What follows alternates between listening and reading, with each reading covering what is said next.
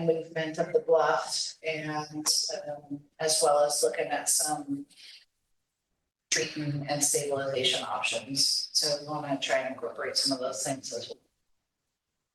So in order to include that, with it seems like the specifics around the trail, they've got a preliminary design.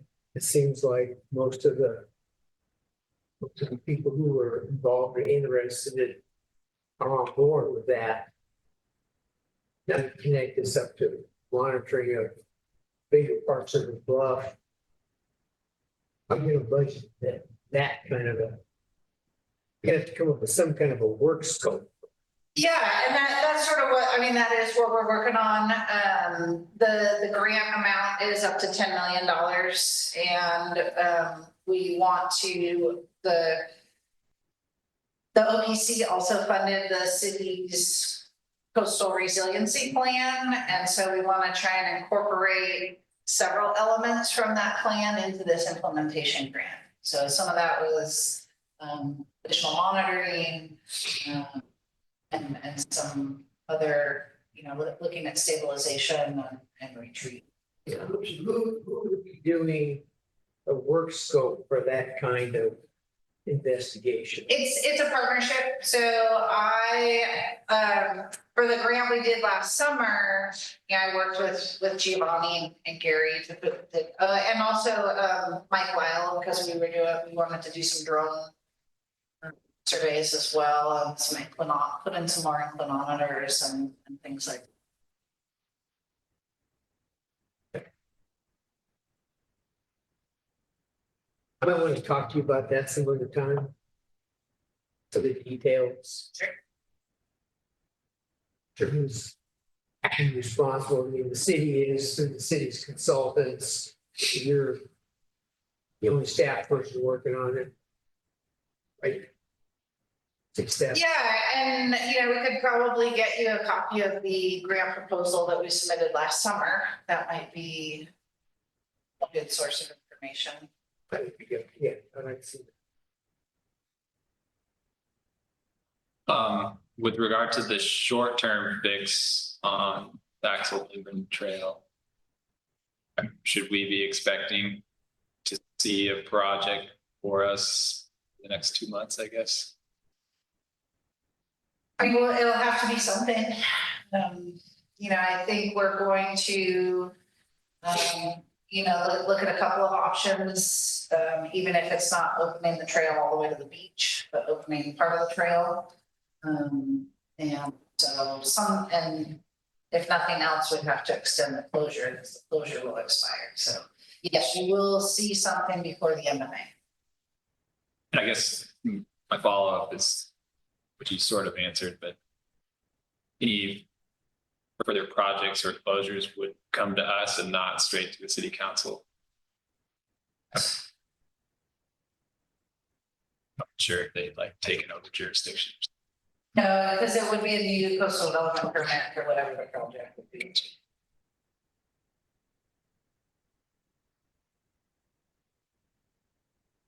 All right, agenda item number 2, design review coastal development permit for the Rottweils.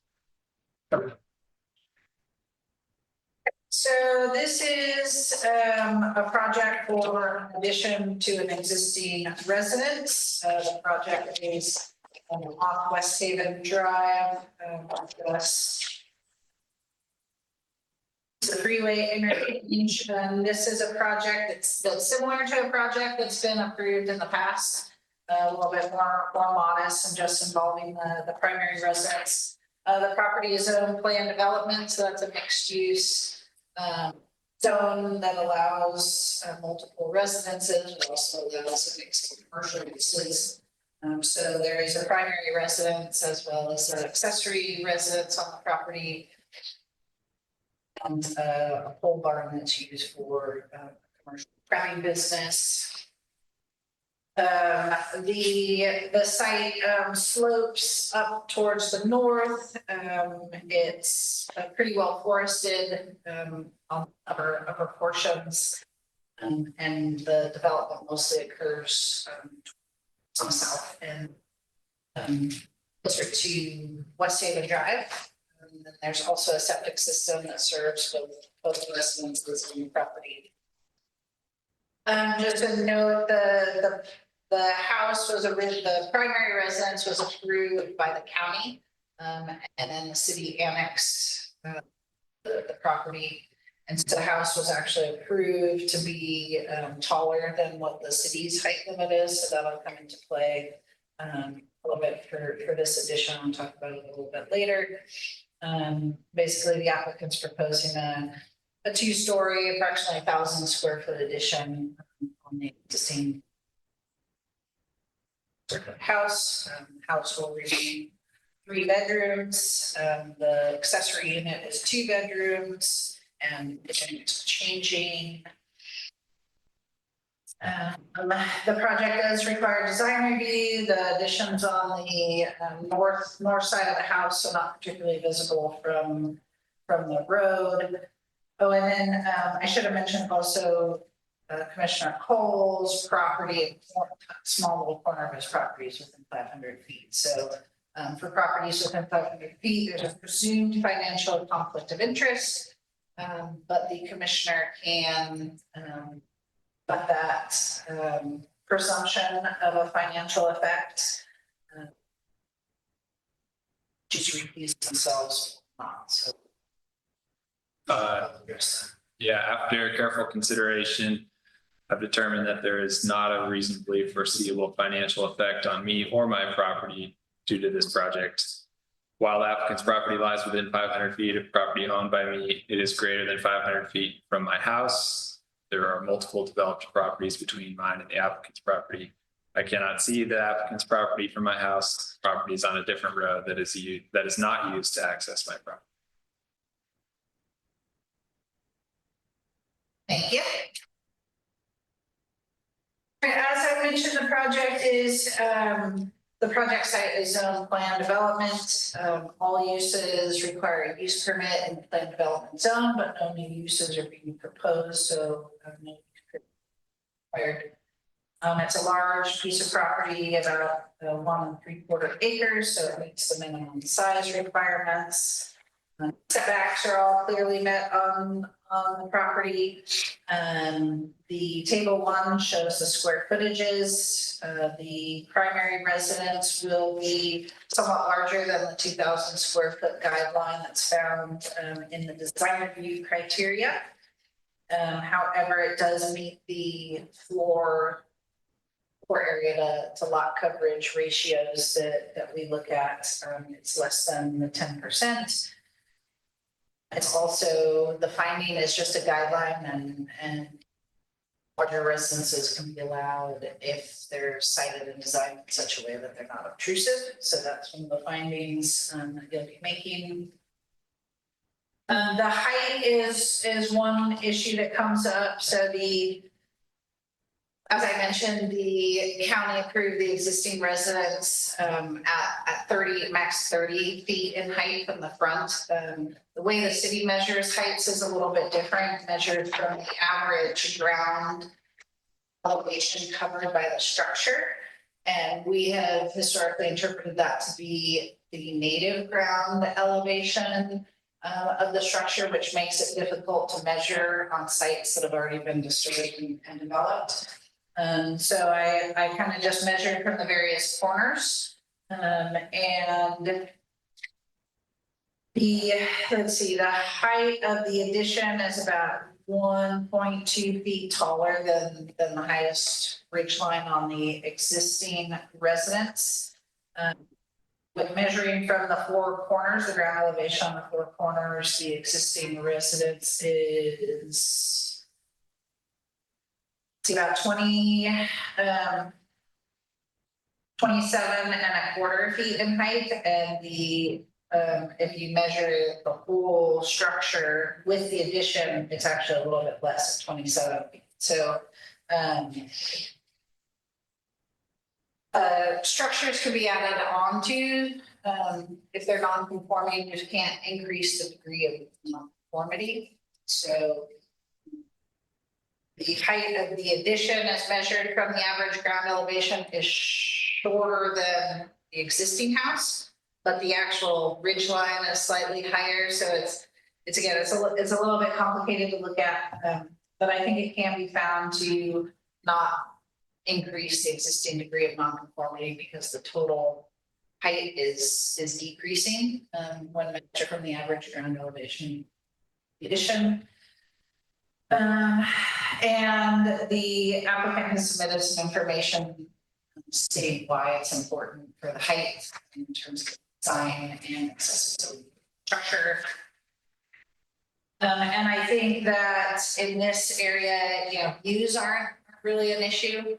And so the overall height might not be as important. Like I said, it's sort of difficult to measure. It would be difficult to limit it to 25 feet, because where is that measured from?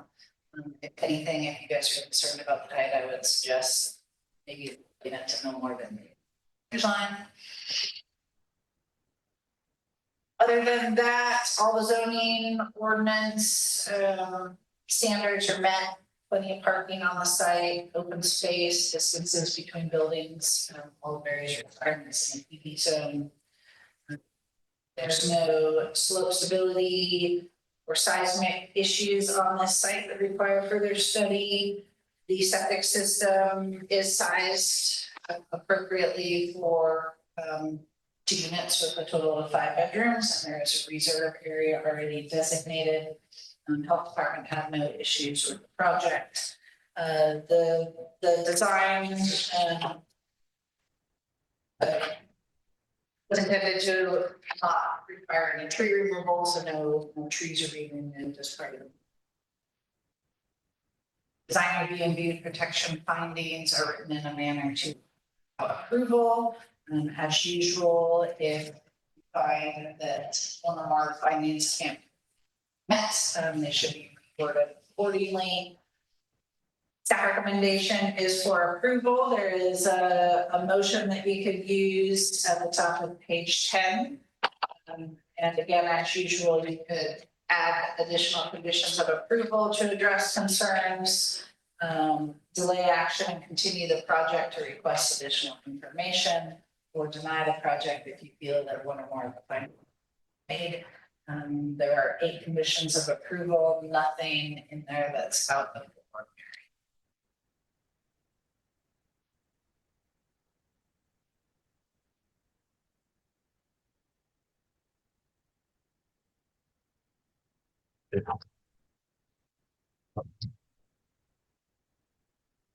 I'm not quite sure I understand the height. I understand the height issue, but I'm not sure how you've addressed it. So I'm looking at page 6 of 11 of the staff report, which is packet page 25.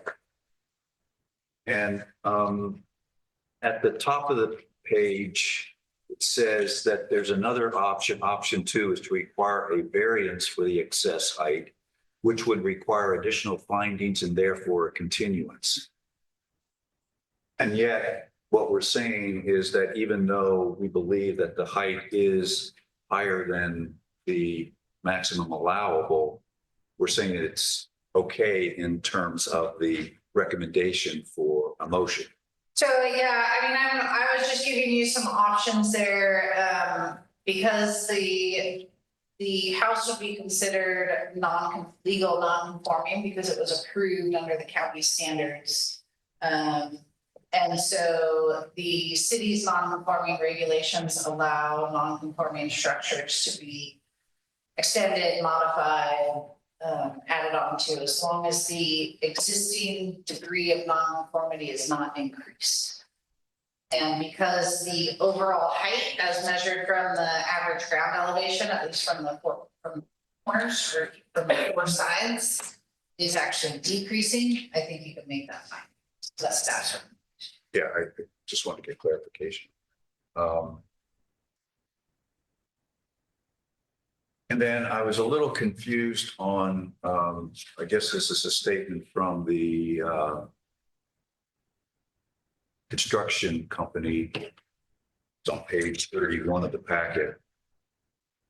Just to clarify one more time, the overall height of the new addition is less than the existing non-conforming structure.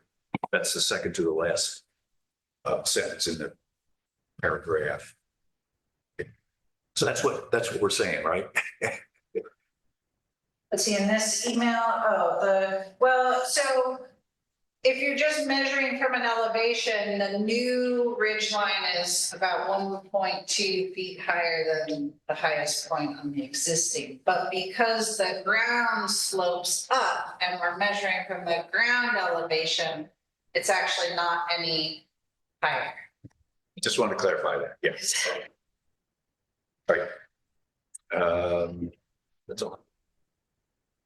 Would the applicant like to give a statement? I have to, but if you want to, I'll invite you. Sure. Susan Rowan, applicant. I think Trevor has done a great job in terms of kind of covering all the bases on this, because we've had the property for a number of years. We were going to do an addition that was significantly larger a little more than 10 years ago. But just not to at that time. The property is unique in Trinidad. We have a lot of redwoods on it. And so one of our things was to maintain the redwoods, and that's what we do, and not take anything out. And like Trevor's talking about, what the addition is actually built into the hillside as the hill slopes up behind us. So it has the appearance of being a little bit taller, but really isn't. We designed it that way, and architecturally, it's more appealing the way that we've designed it. We've looked at a number of different things. But because we wanted to limit the size of the addition, limit removing trees, that's what we ended up with. And I think she alluded at the beginning to, and Richard was here when we first were working on this property. 30+ years ago, it was a good idea to have an upside down house, with, kitchen, living, dining upstairs. As we get older, it's a little more challenging to be going up and downstairs. So that's the idea, is to make this handicap accessible. Do you have any questions for me? Thank you. I go ahead and open it to public comment. Whether we're going to get any.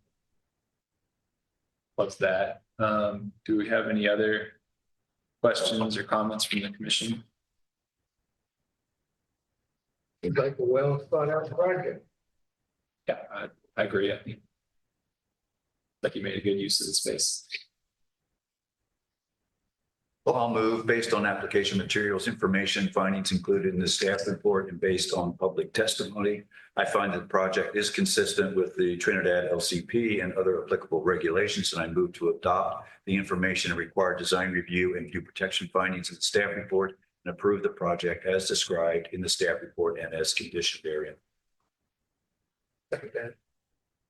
All those in favor? Aye. Thank you. Thank you. All right, now we're moving on to agenda item number 3. General plan update on the safety element. Thank you. Our audience. Sorry. Joe's still here. So, I'm kind of excited about my use of ChatGPT with this. I'm curious to see what you guys think. So I think it was Chris that suggested that at the last meeting. I've been talking to some other planners, and I have some ideas for other things to use it for too. But yeah, I think one of the biggest issues was the amount of technical information in the previous draft. So I kind of went section by section and then asked ChatGPT to summarize the data for me, and I think it did a pretty good job. So hopefully we're at a point where we can kind of go through it more page by page. I pared down and I removed a few of the policies, but not a whole lot of them, and I moved a few things around. I did not give you a track changes version because it was just it was not very legible that way. If anybody wants a track changes version, I mean, I left the policy numbers the same, so hopefully you find things where maybe you had comments. This time I just left out section, it's going A, and then section D for emergency preparedness. So just focus on the hazards and, I think, as I mentioned before, there are almost no examples of recently certified safety elements that have been certified by the Coastal Commission. And a lot of these policies were taken from Half Bay, which is the recent one has been certified. So I don't know, how much wiggle room we're gonna have with the Coastal Commission. I think part of the reason that we don't have a lot of certified safety elements is because local jurisdictions and Coastal Commission staff are pushing back and forth on these types of issues and things. So, but I'd like to get a draft to Coastal Commission staff and to transmit comments, questions.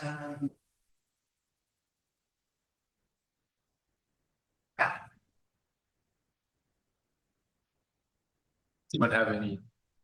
Well, I think, how does everyone feel about going through on a page by page basis through the document? Right?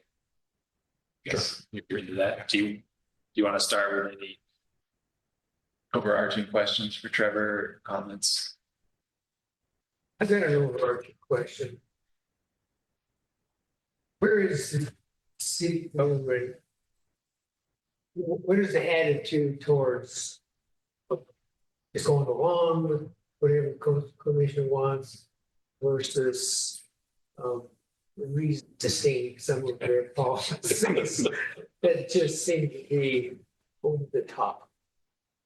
I mean, Like I said, I think that's why LCP updates are not happening.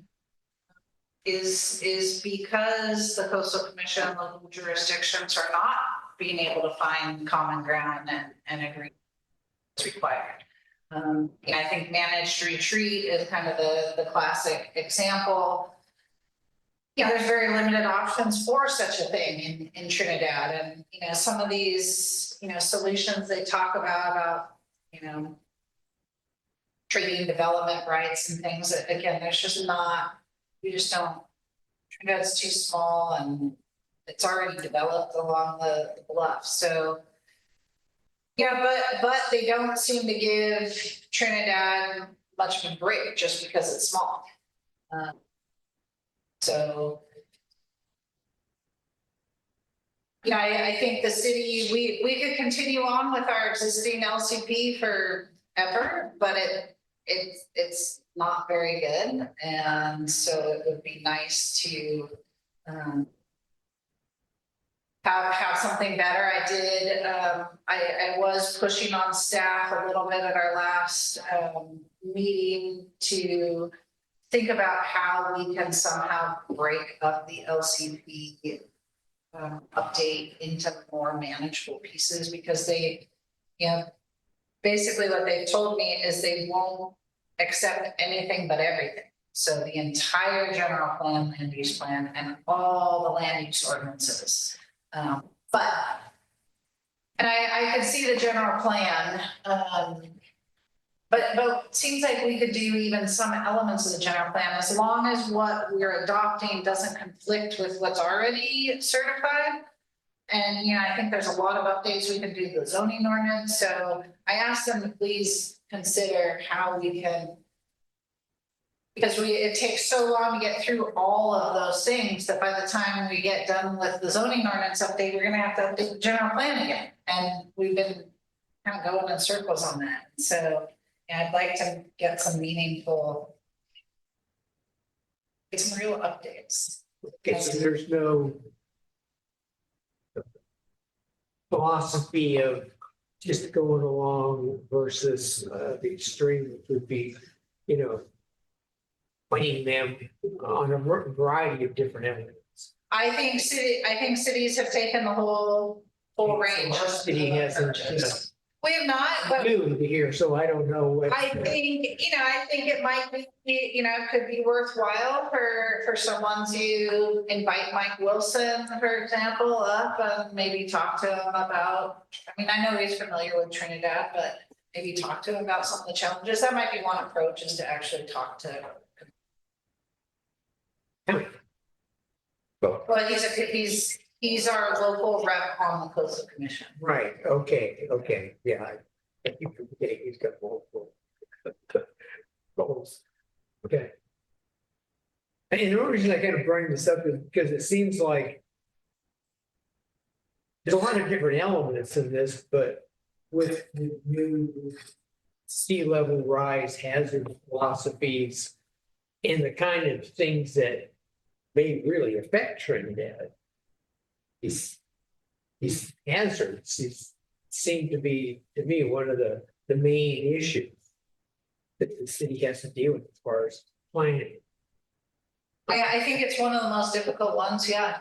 Obviously, I have a kind of a narrower view maybe than I want folks to do, so I want to make sure that doesn't get in the way of the overall goals to get, an updated local coastal. Yeah. Yeah, no, I think if it were just flooding or just fires or just, that it wouldn't be as much of an issue. If you haven't looked at some of the other general plan elements, you'll see the number of policies we have to have now for water quality and, stormwater runoff and BMPs and environmentally sensitive habitat areas. So this isn't the only element that has, a lot more complexity than what we're used to. That's just, some of it's coastal commission, but some of it's just, you have to protect environmentally sensitive habitat areas anyway. Trinidad doesn't even have any regulations for wetlands. Right, and these are issues that most, it seems to me, most rural, small cities had that same group of things to deal with.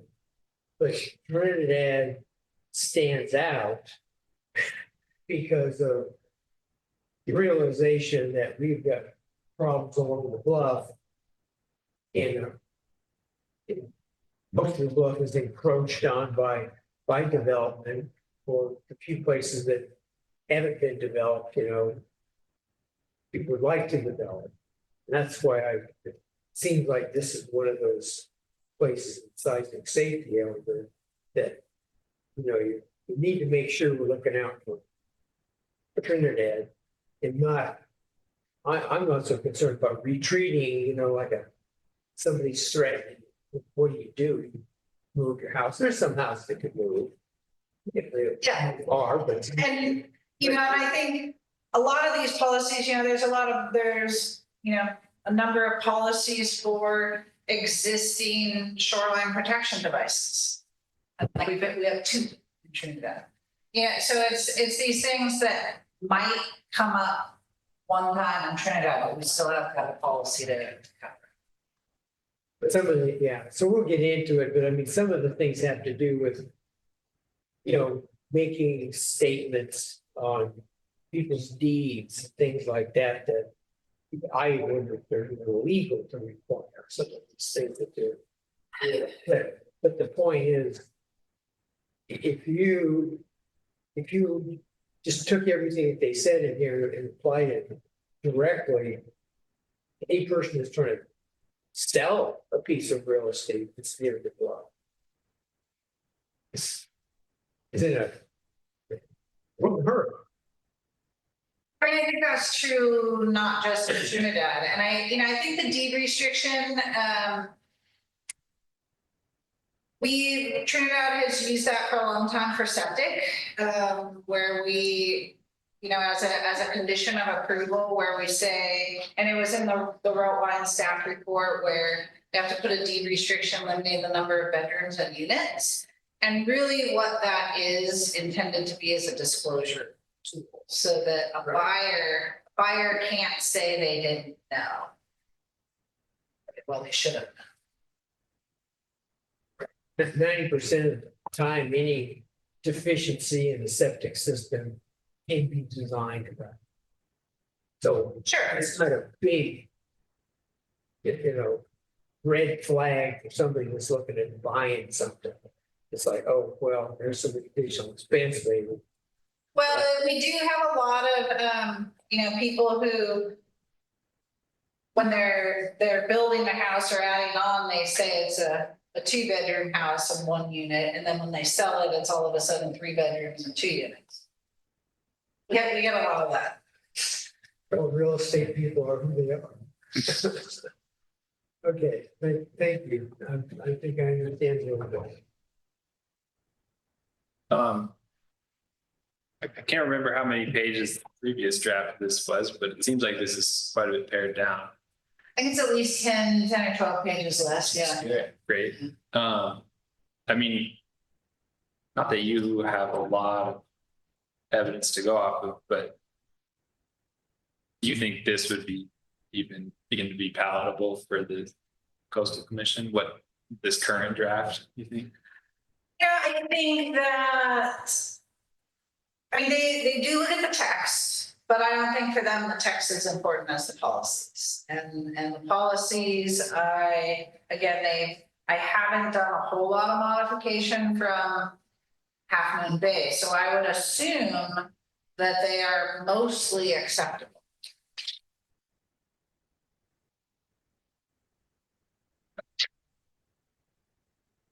Yeah, just a couple of overall questions or comments. The first one is, and I know that this is probably way out there, but do we have to put a disclosure on documents that have been edited with ChatGPT? I don't know that we need to answer it now, but it might, as far as it being a public document, it's a little bit different than if you were doing something for a homework assignment or something like that. So I just wonder what the policy might be for a public document that's been edited with AI. I could certainly put in a disclaimer that says technical information has been summarized in part by ChatGPT. Yeah, I don't even know if we have to do that, but it might be interesting to understand whether or not it's, yeah. And then the other thing, and kind of resonating off what Roland was saying, I think at one time when we said we were going to have our joint meeting with the city council, that this was going to be an issue that we wanted to raise with the city council, that being, hey, there's a complexity to dealing with the Coastal Commission, which is lots of times very, very challenging. And I think it's important that they understand it. And then secondly, they can decide whether or not they want to push back. I mean, I don't think we really can, because, staff really can't do anything. They're going to say yes or no to. Well, that's kind of why I asked the question, because it's like. Yeah, and the council ultimately can decide, at least from my perspective, they can decide whether or not they want to raise it to Mr. Wilson or not, or whatever. And so those are two overarching. Okay. Well, let's take it page by page. Now, so we'll start page 1, back to page 21.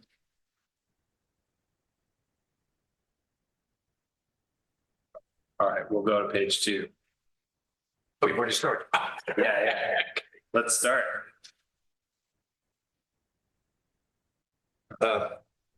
Okay, so yes, a question on page 3. Are we on 3? Sure, let's go to 3. Okay, There's nothing on 2. right. So paragraph 3, relationship to other planning documents. You've mentioned a number that, the Humboldt County operational area, City of Trinidad, EOP, Coastal Resiliency Plan, and that the safety element has to be consistent with these. But what is the priority level? In other words, there's got to be one that's overriding than the others, or in ascending order of importance. What is it?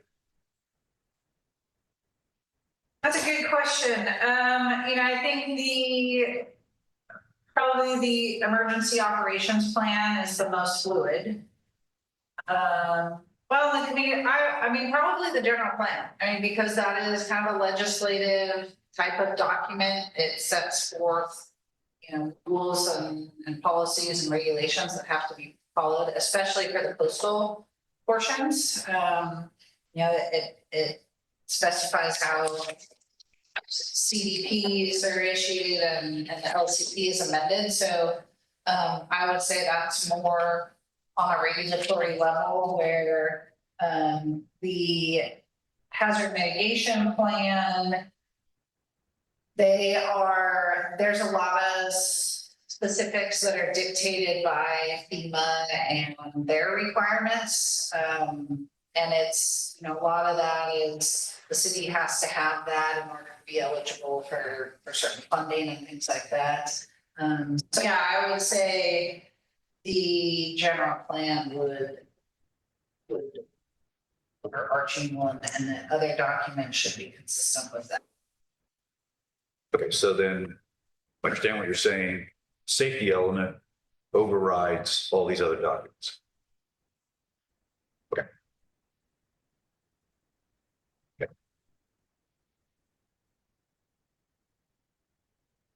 Okay, moving on, page 4.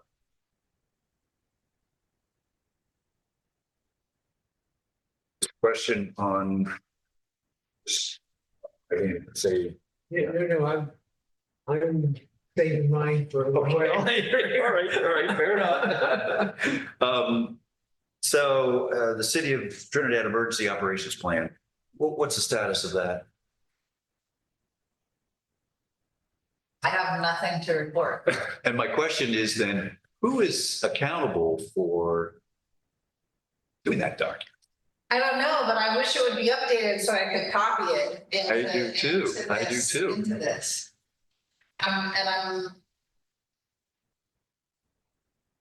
Yeah, There's an old, I mean, is it 2020, 2019? What is it? It's the newest one? I honestly, at this point, don't know. The only one I've seen was done back in the early 2000s. And I know there's been an update. There's an update, yeah, at least in the teens. Have you seen the emergency operation plan? No, I'm sure it's due for an update.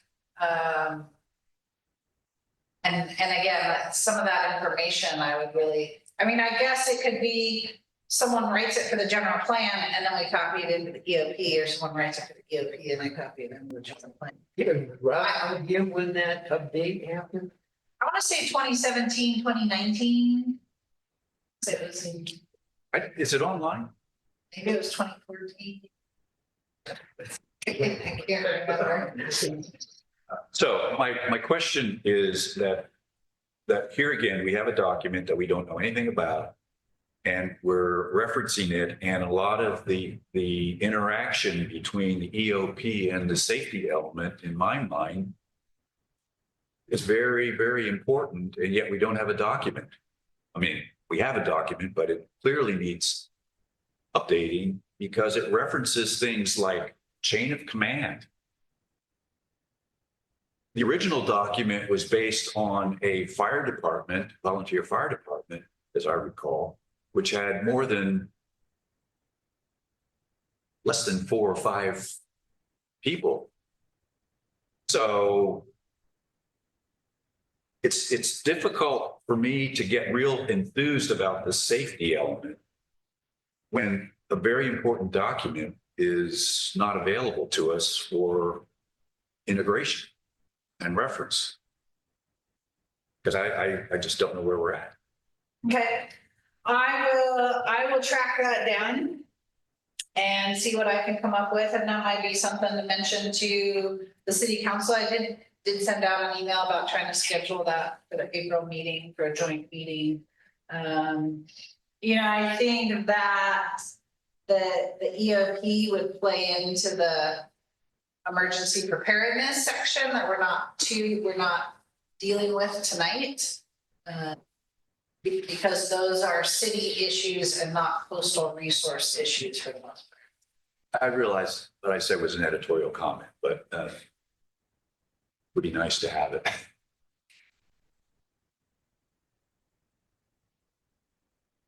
The hazard mitigation plan has to be updated every 5 years and city is working, the county and the cities are working.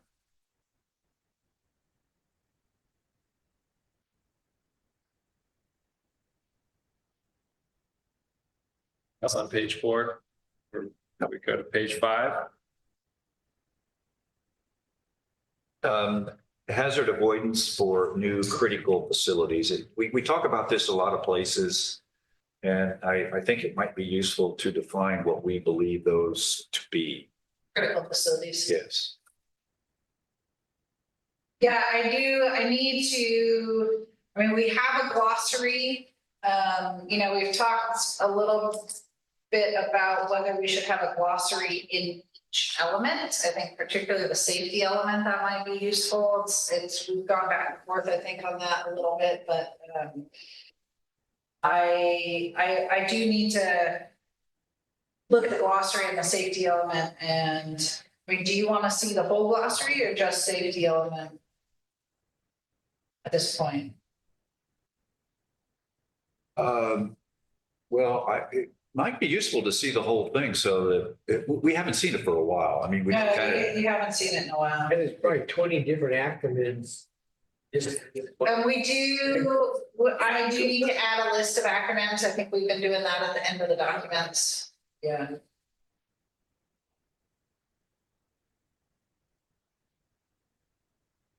I guess to your comment, TP2, Trevor, which is sort of backing up what else's RJ's. Avoidable hazards. I mean, I think that's fine word to use in that. I mean, that instance. Which one are you looking at? Sorry. Sorry, at the bottom of the page, on page 5. Oh, okay.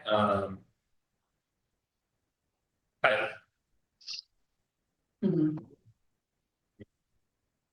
I guess if you hadn't highlighted it, I would have thought it was, but it looks like you're looking for some feedback. For the first word, I object to, because it was like this hazard, so.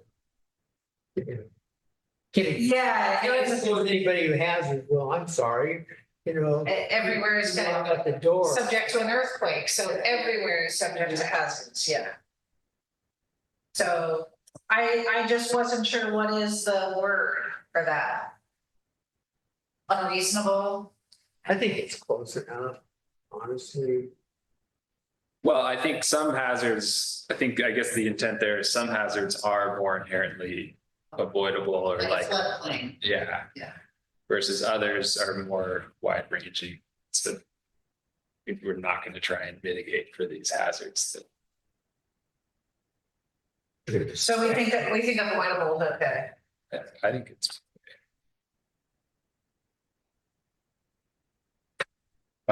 Page 6.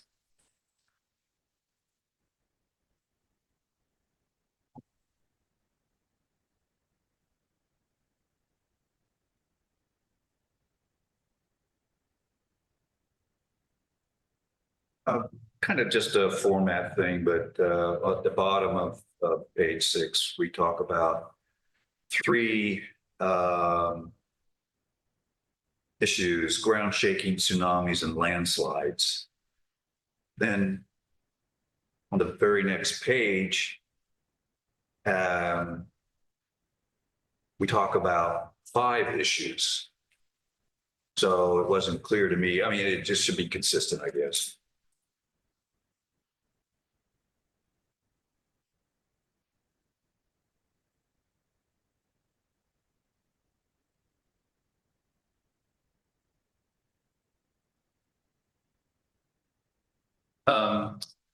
In the policy 1.7 replacement following disaster. So if there were a disaster, people were trying to rebuild, is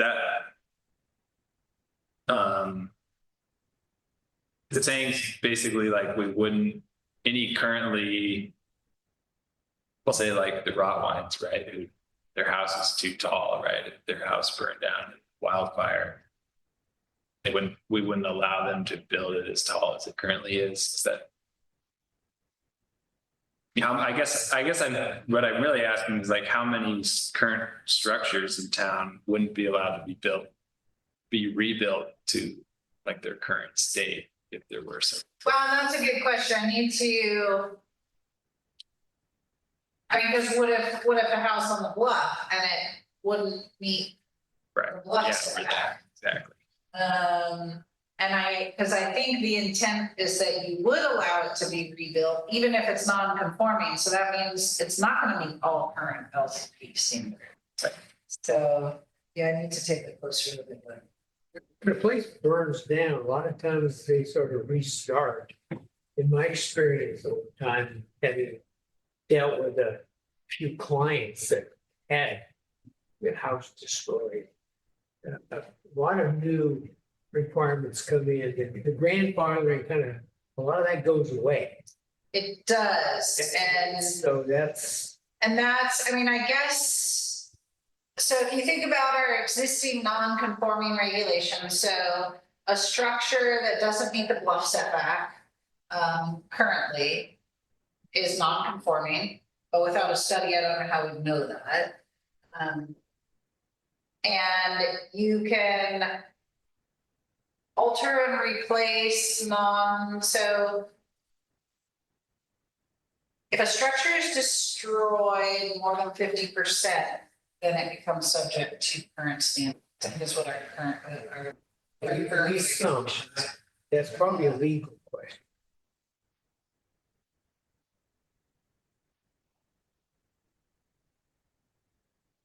and we have interpreted that to be destroyed by disaster, so we've let people actually rebuild. It wasn't destroyed. I have to look at the.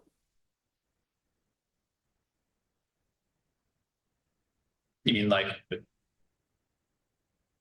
the tree fell on 3/4 of your house? Yeah, yes, and then it's subject to all standards, so if your house didn't meet some setbacks, like bluff or lot line, whatever it is, and a tree fell on it and caused enough damage so that I think it's 60%, that it would cost 60% of the value to rebuild it, then you have to conform to current. Don't think that you're legally allowed to make people not use their current footprint.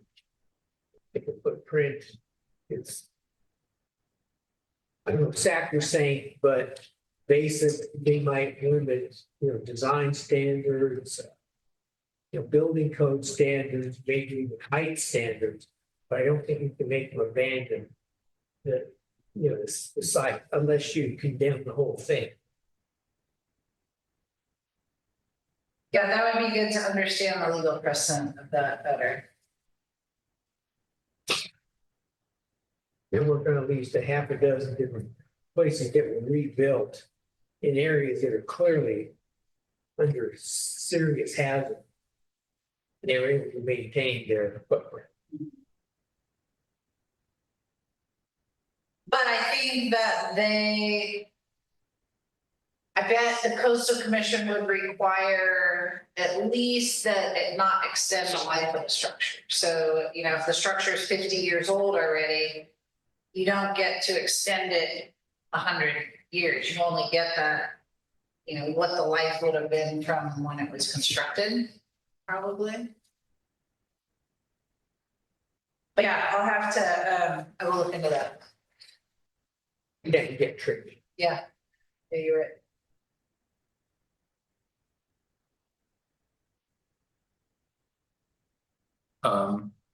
I wanted top of the page you highlighted known hazards. I think we want to be maybe more specific on the types of hazards that would require a deed restriction.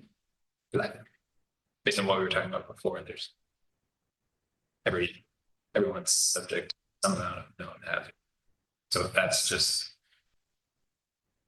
geologic hazards or flood hazards or Yeah. shoreline. Okay.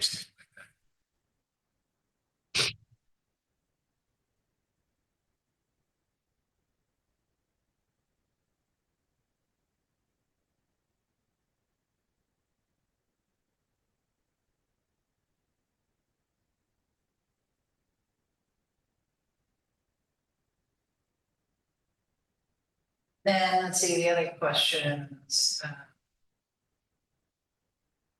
I guess for 2B7, does it make more sense here in the general? I mean, because it doesn't have to be specific to shoreline hazards, it could be other hazards as well.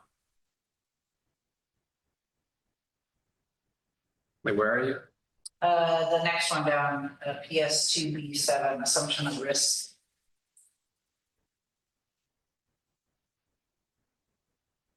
Oh, right. Well, To me, the shoreline hazard is something that's a subset of coastal bluff hazard.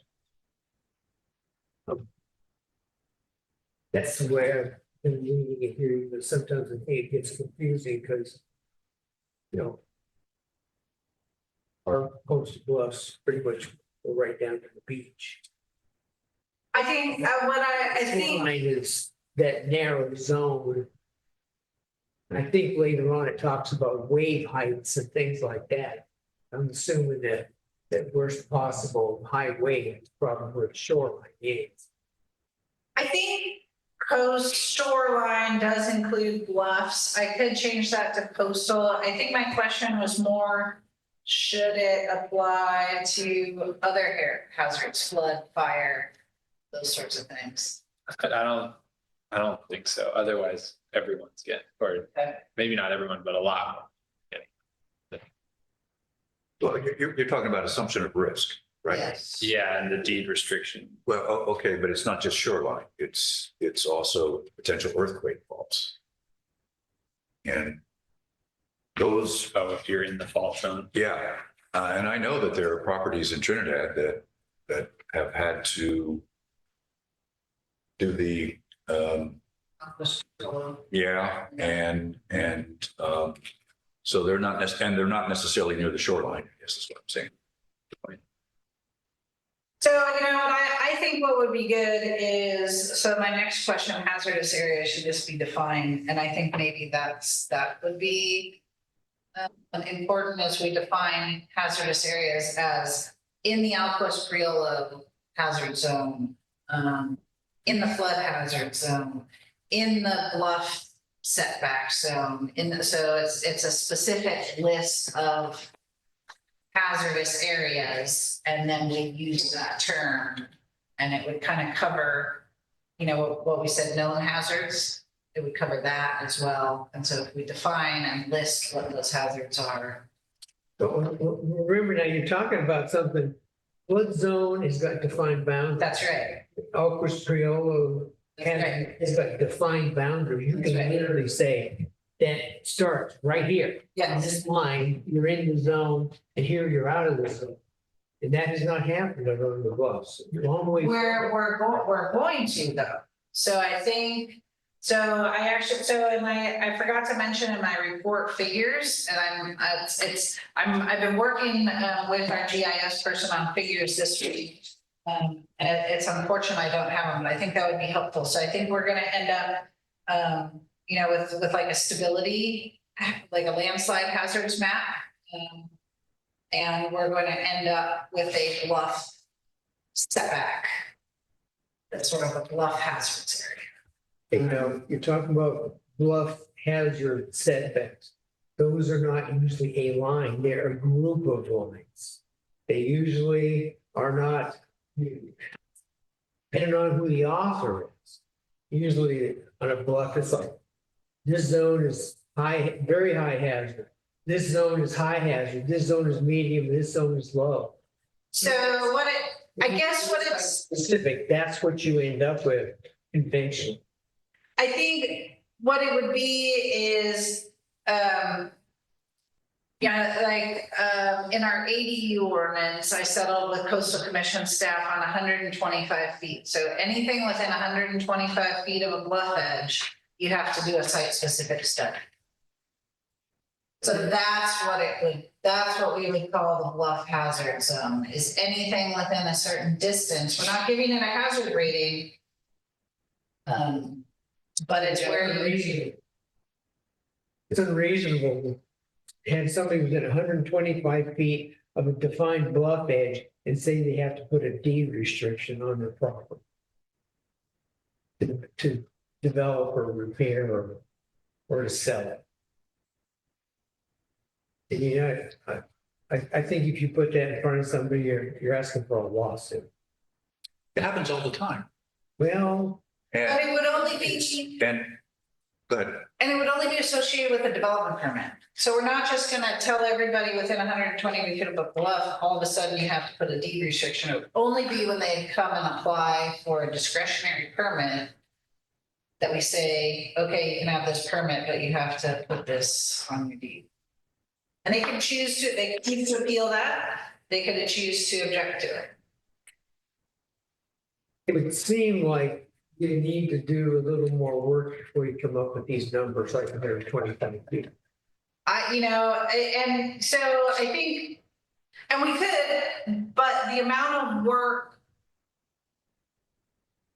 I think the amount of work that the city would have to do to push back and say 100 is enough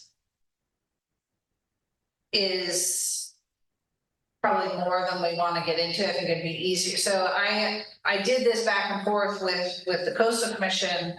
And I think, because I think Mendocino County had for their ADUs, it was 120, if you're within 125 feet. And I tried to argue that it's less than Trinidad, because what they did is they took their bluff setback studies, because when you're on a bluff now, the coastal commission requires you to do a bluff retreat study and show that the structure isn't going to be destabilized for the economic life of the structure, usually 75 years for a house, 75 to 100 years.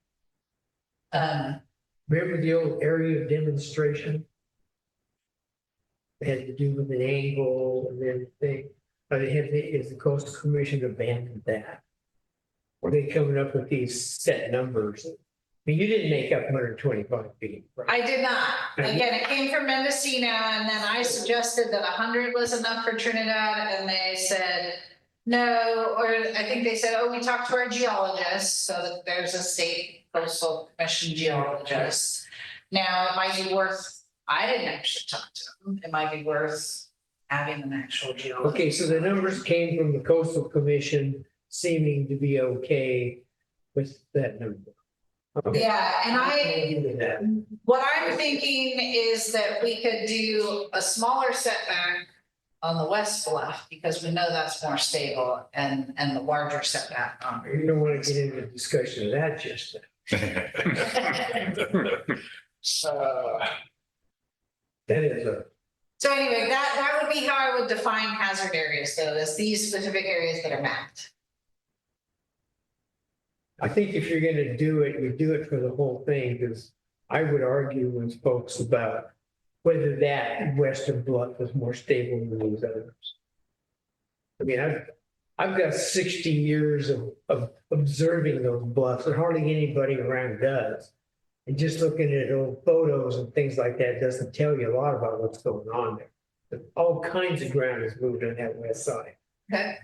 I mean, So maybe just 125 feet is, I would suggest that, otherwise it's gonna be. well, that's, I have that question on my fingers. Yes, and if you can use a local policy coastal commission and lay it onto them, then you can always deal with exceptions and, you know, and site-specific studies that might give you, you know, less of a setback than 125 feet.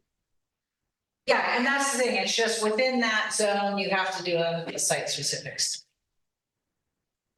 And again, just for clarification, this only is relative when there is new development and or modifications, correct? And later on. Yes. There's some sections in here where that's not true. The non-conforming development.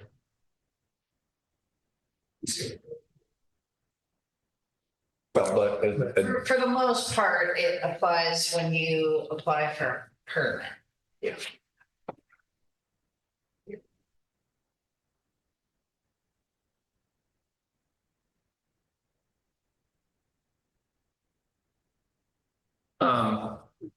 It sort of seems to me, reading this again, that those two policies, 1.5 and 2B7, could be combined into one. I mean, they're both asking for a deed restriction, ensuring the owners and future owners understand the presence and assume the risks, whatever hazards. Just the, the second one sort of goes into a little more detail about what that actually means. Okay. Just for simplification for.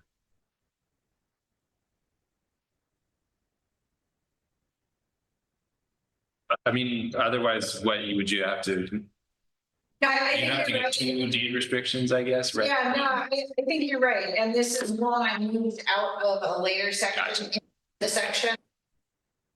Together and yeah, I think that makes sense, yeah. I sure wish you could come up with something to qualify a little bit more than just shoreline hazards, like serious shoreline hazards or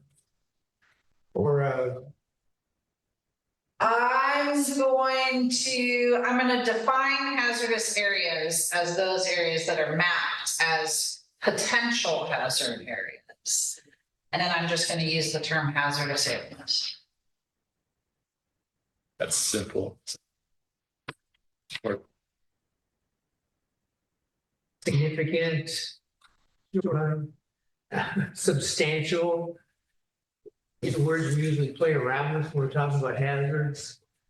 Some language is stronger than others. Well, but some of it, I think, it's You just the, say potential is so open-ended. well, but I think with 125 feet, you don't know that. Maybe the hazard's only in the first 25 feet. I mean, you don't know that till you do that. That's what I mean by potential. Okay, But I think, and I think sometimes these hazards depend on, what is your acceptable level of risk, and that might depend on what the development is. So if it's a shed versus a house versus a hospital, not that we're gonna have one of those, but I mean so those, acceptable is very personal. yeah, Many people accept things way more than other people. yes. A lot of people, would be comfortable within 500 feet of a slope. But then they can choose to buy the property or not, or develop the property. I guess this would just be applying to development in those zones, or a parcel that has that's development on a parcel that's.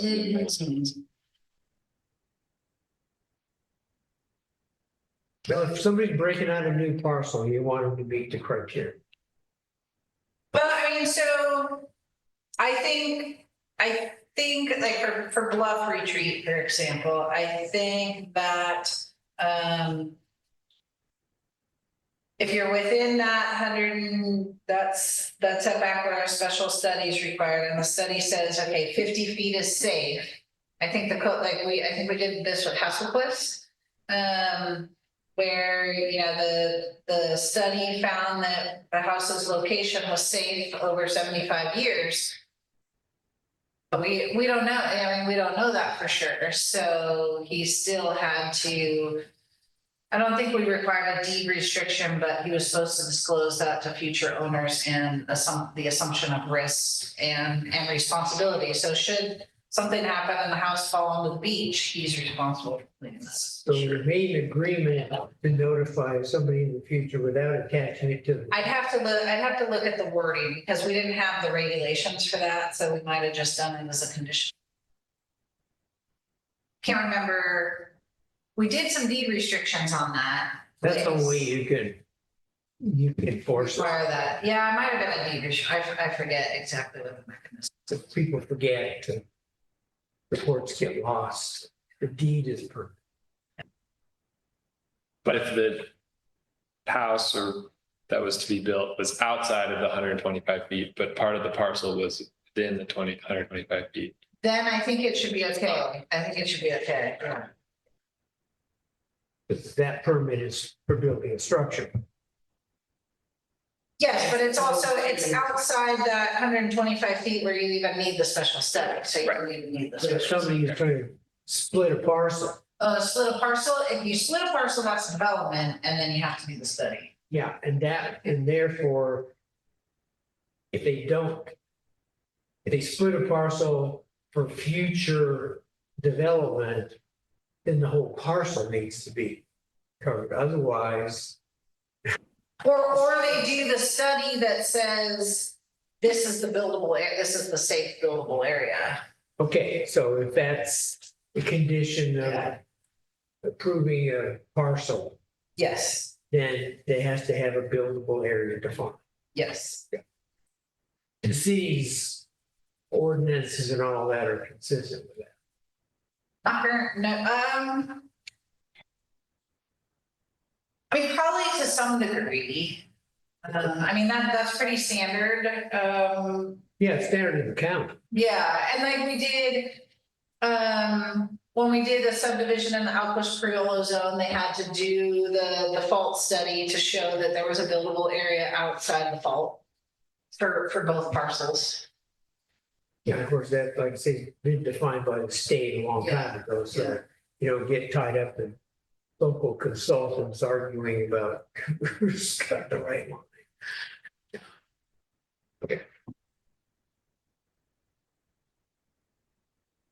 To move on to page 7. Or do you have anything, Richard? 6. No, I've already mentioned what I have.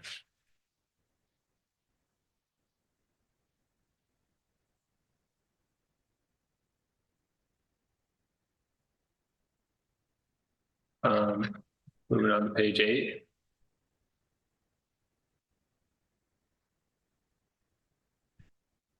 Just a couple of real quick comments on the second paragraph. The last sentence says shaking intensity maps generated by USGS and CGS can direct emergency response efforts to the most impacted areas.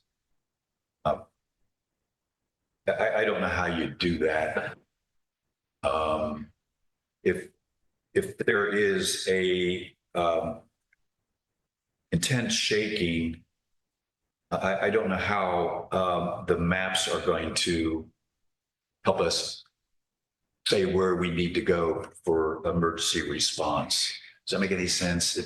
Yeah, I think that's really probably more on a regional. Where did this language come from? I'd have to look at what it was originally. I mean, because this, I'm sure I stuck this into ChatGPT. So it must have had something. So I think, even within Humboldt County, there's quite a bit of variation in the shaking intensity map. And Trinidad is in that really high area and all around Humboldt Bay. So I think, if there were for example, a Cascadia event, it might be useful, like I said, even on a county level to say, okay, we're going to first check Trinidad and Humboldt Bay because they're the most likely to have the highest shaking intensity. But on a Trinidad scale, it's not going to vary. So it probably doesn't. I think that's just a general. Yeah, it's a little awkward, I guess. the way it was worded. Yeah, I mean, we Yeah. could just delete it It's not gonna help Trinidad. Yeah, I mean, yeah, you're right. We could just delete it and it would be. and we'll be okay. Yeah. Okay. It can't hurt one way or another, it seems like. Well, and actually, when we do the emergency response part, that's where Yeah, this would be a little bit more applicable. My point is, I just don't see that you look at a map and say, oh, this is where we have to go. Right. Well, I mean, the intensity map only happens, after the earthquake. Well, see, I don't read it that way. What I thought this was that these are maps that are already outlined. No, it's earthquake specific. well, there are both, and I'm actually not sure which one it was intending to refer to, because there Okay, well, I are. mean, they have seismic zones, but that isn't the same as a shaking intensity. But there is a shaking intensity map for California Well, that, yeah, that's. so I don't know which one it refers to. And that's what I was thinking in my mind, that it was The a state- map somewhere that said, okay, Okay. Trinidad's going to shake more than Yeah, No. Calvary or whatever. The whole county. There may be two zones in the county, the east half and the west half. it's a rainbow, it's a nice gradient, but Trinidad's in that heavy red purple.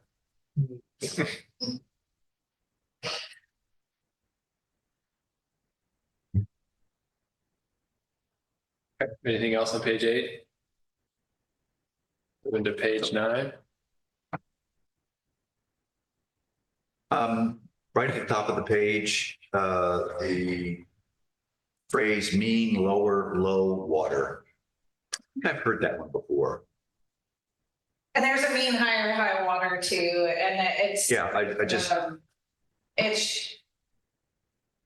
And I don't know why, Why they know it, well, no, I completely understand that. I guess but it's, I've always heard mean lower water. I didn't realize there was a low in there, but I'm fine. If there's a, it's both, I will verify which one it is and. that is a legitimate term. yeah, I just was unfamiliar with it. And then the other thing in that, and I mentioned, I think the last time we went through this is in that same paragraph that the last phrase of that paragraph there, but there are no residential structures within the tsunami hazard area. And we know that's not true. No, it is, In scenic, yeah, on scenic, yep, the Hasselquist area. and not the Sebring Kelly place either, nope. I thought for sure that map that you had in here. Really? Okay, It is not, surprisingly, I know, it's surprising. okay. Yeah. So that map or that figure is not here, right? I didn't know, like I said, I've been working on them, but I don't, Okay. I'm close, but I don't actually have. But I think I do have the tsunami map, All right. but it's just printed off the county.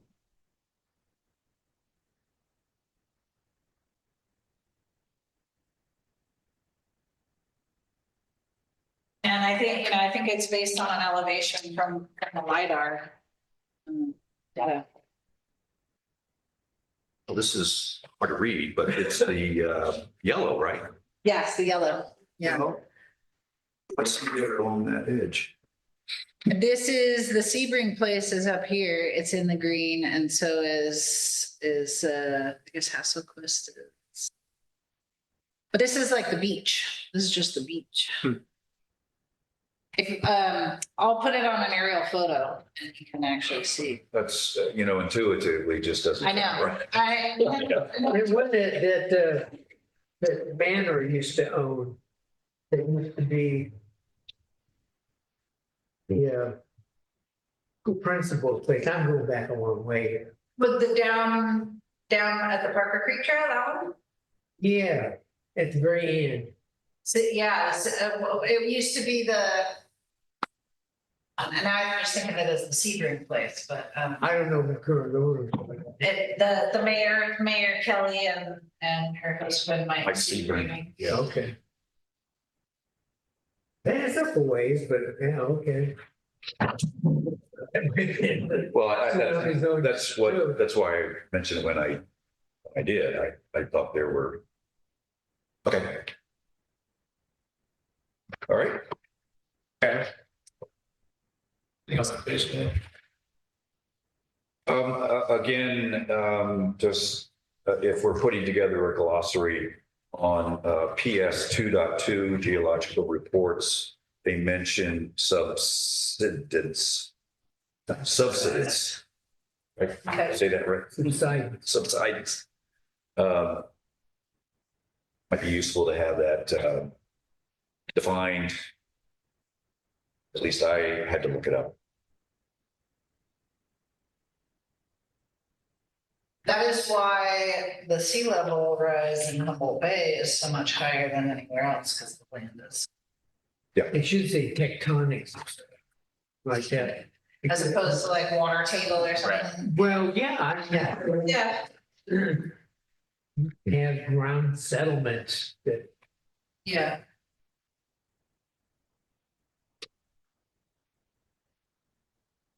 like you say, it covers all of it.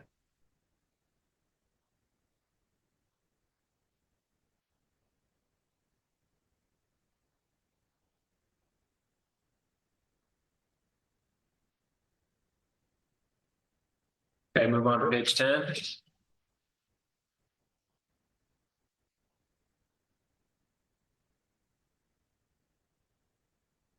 Okay, who came up with this development of new structures on hill slopes?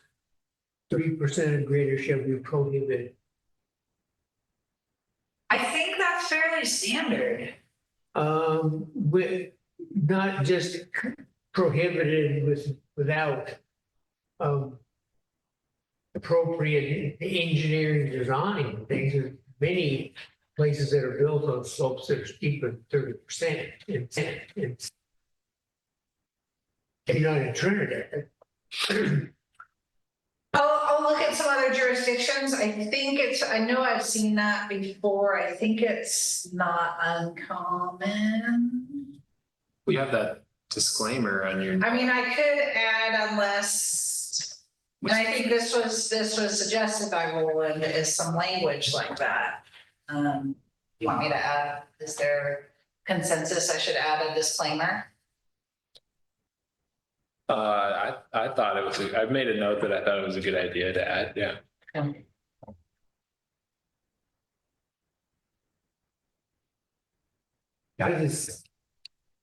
I don't know.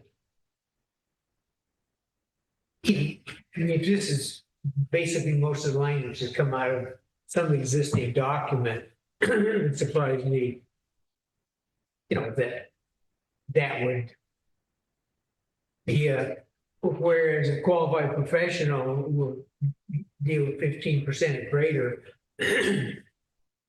that all of a sudden you're going to prohibit it when it goes to, twice that speed.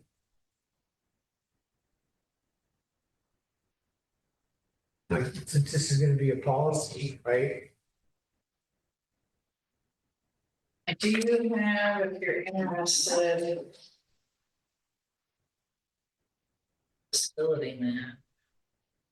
I mean, the slope, I have the slope.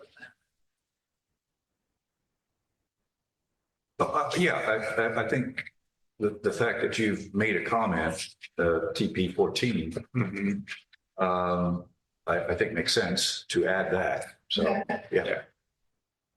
And we've also made an exception too for critical facilities and public infrastructure. So makes sense to put that other, this is not disclaimer, but exception in there, sorry.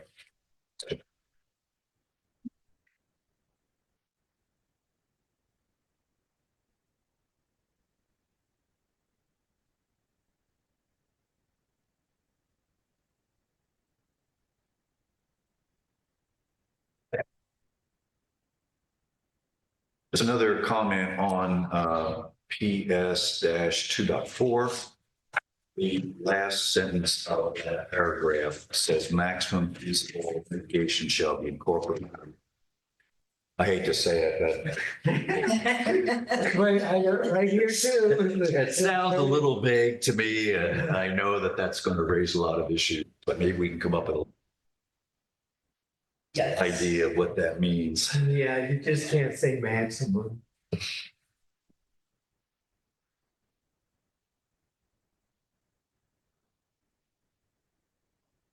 Yeah, I don't think I've ever heard it quit. I mean, I think you could just say feasible mitigation.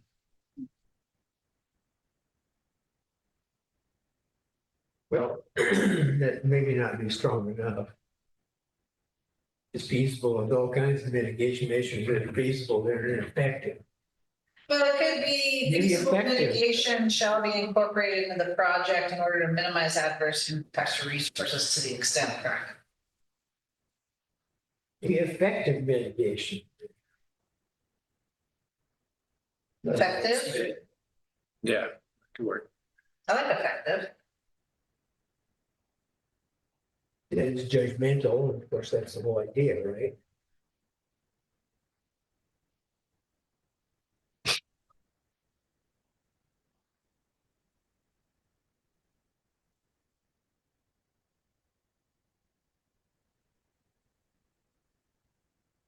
I'm just looking at your comment, TP 17 at the bottom. And again, not a big deal, but we keep continuing to talk about critical infrastructure and high priority buildings and public infrastructure. And I don't know, maybe it would be useful to have some examples or maybe to define those in a little bit more detail. What's, again, what could be critical to one group of people may not be critical to others.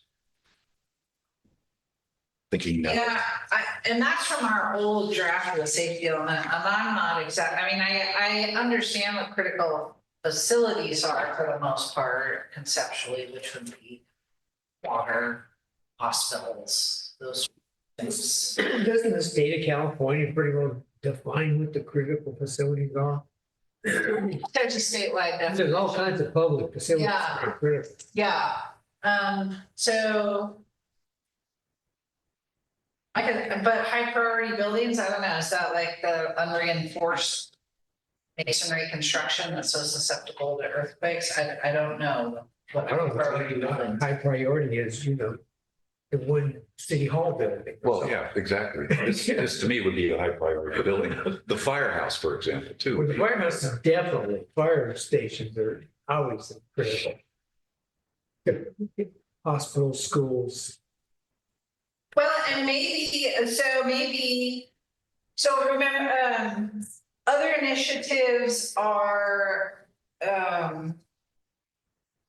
they're not necessarily mandatory and they're not part of the LCP necessarily. So those are more of our educate, promote, and those sorts of things. But this one could be, I mean, maybe this is city specific. So maybe the city would inspect public infrastructure.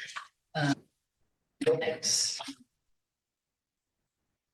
Well, yeah, because they have a whole lot of other infrastructure. They aren't necessarily, they aren't buildings of any kind that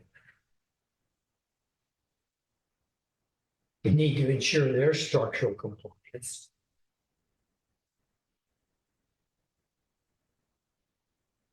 That's a funny word, structural compliance.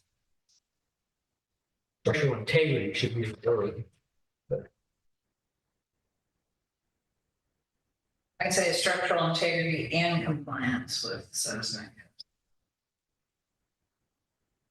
I mean, if we're just monitoring and reviewing, I mean, maybe it should just be all.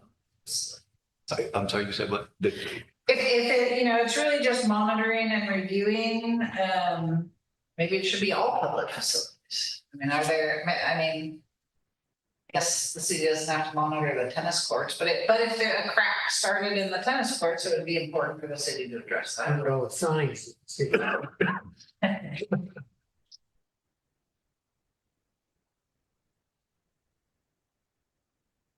And you don't want people spending a whole bunch of time monitoring things that. The effort.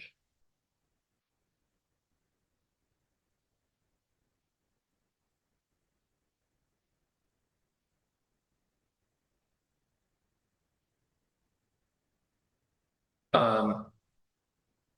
PS 2.6. Development of critical and high occupancy facilities and geologic hazard areas. What is a geologic hazard area other than the Chris Priolo zone? Which we also already we don't allow any development. Well, I mean, you've got, I mean, I think it could be landslides and steep slopes. the main one is, ground movement hazards, one kind or another. Because you've got roads and all kinds of other infrastructure. But that could be just in areas, in high hazard areas, and move it in general, it doesn't have to. Yeah, it sort of, because this is, under the seismic specific section. Yeah. And I feel like that's just a general policy that. Yeah, should be in the more general policy section. But taking this whole section out. No, moving it up to the top where it's general hazards, so. Any high hazard area.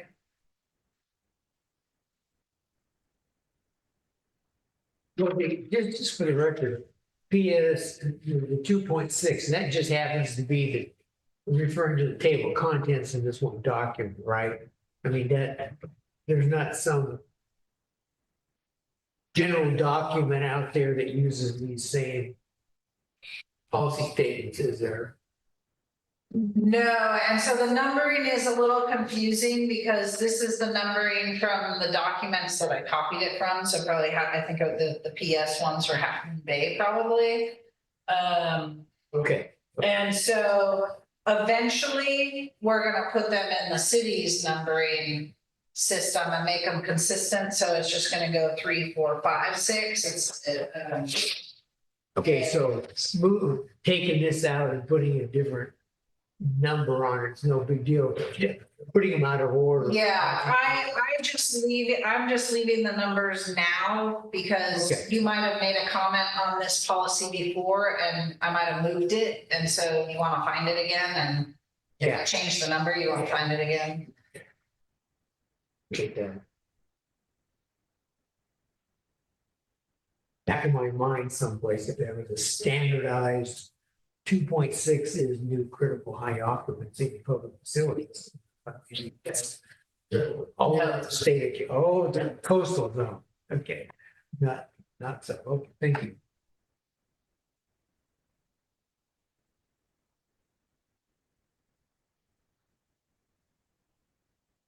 Anything else on page 10? Look at page 11. Well, just a quick comment there. Your comment, PP 18, what about other things like brace and bolt program? Yeah, that's important, but I think that's covered under the last bullet on page 10. Provide information to the public on ways to reinforce buildings and reduce. Oh, yeah. So I have anything else on this page? My comment here is breaking out this west bluff from the south bluff. And some assumptions have been made here that debatable. Not like it was a hard fact that one of those bluffs is worse than the other. We talk about the beaches, protecting the bluff. The beaches come and go. They're not like a constant. And over longer periods of time, a lot longer than just, people's memories. There are photos that are available, which go back to like the 1940s. There's no real documentation of where major retreat. It's gonna happen on a episodic basis with some action. Okay, That's kind of what we're doing with this. so this comes from Gary's landslide report that he did for Trinidad, so maybe we can talk a little bit more. If you haven't seen that. report. I have, and there's nothing wrong with that conclusion. But I But think it's not, it it could based be on honestly. on a finite, It's not later part of historic time, yeah, since documentation is out there. okay, I mean, Don Tuttle did some things back in the past too. I yeah, don't know if you're aware of that, but yeah, they're more generic. But I think there's been a lot, there's a lot of potential for the top edge of the bluff on the west side to have been more consistent, just the top edge, not big chunks out of it, but the one average edge hasn't moved much. But that slope has steepened a lot over time. okay, And even though you've got a raw bluff there, if you look out here to the south and it's all covered with trees and it's all mushy, you know, I think it's risky to put in a document like this based on, you know, good professional's opinion, but in a geologic timescale.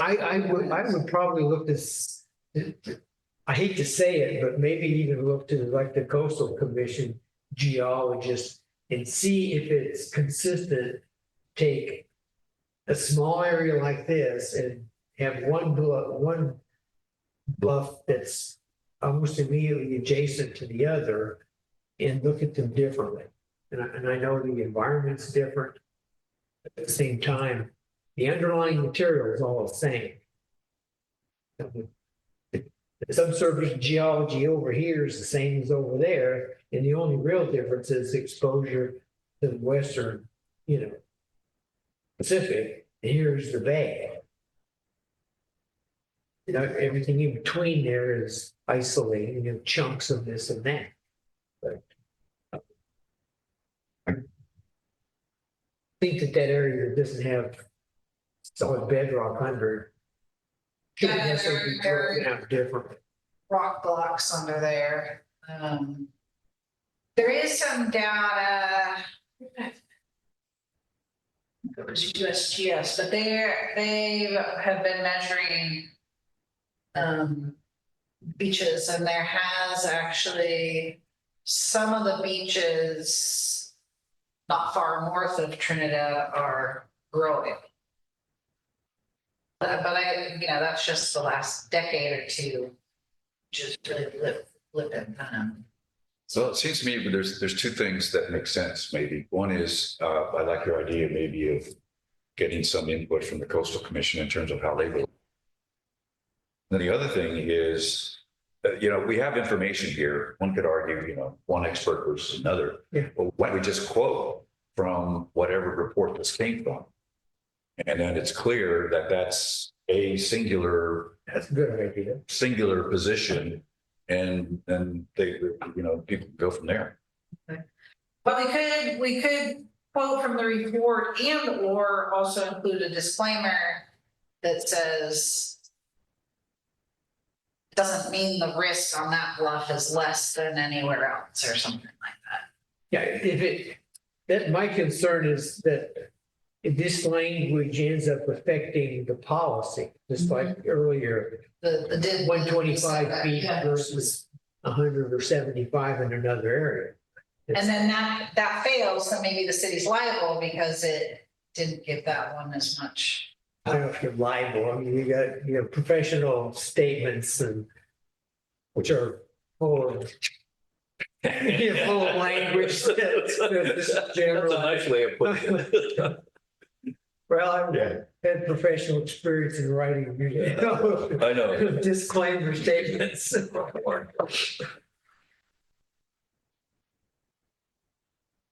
But if we could get a better handle on that, I think it would make the overall policy statements and the studies that may come out of this be more comfortable. We move on to page 12. Sure.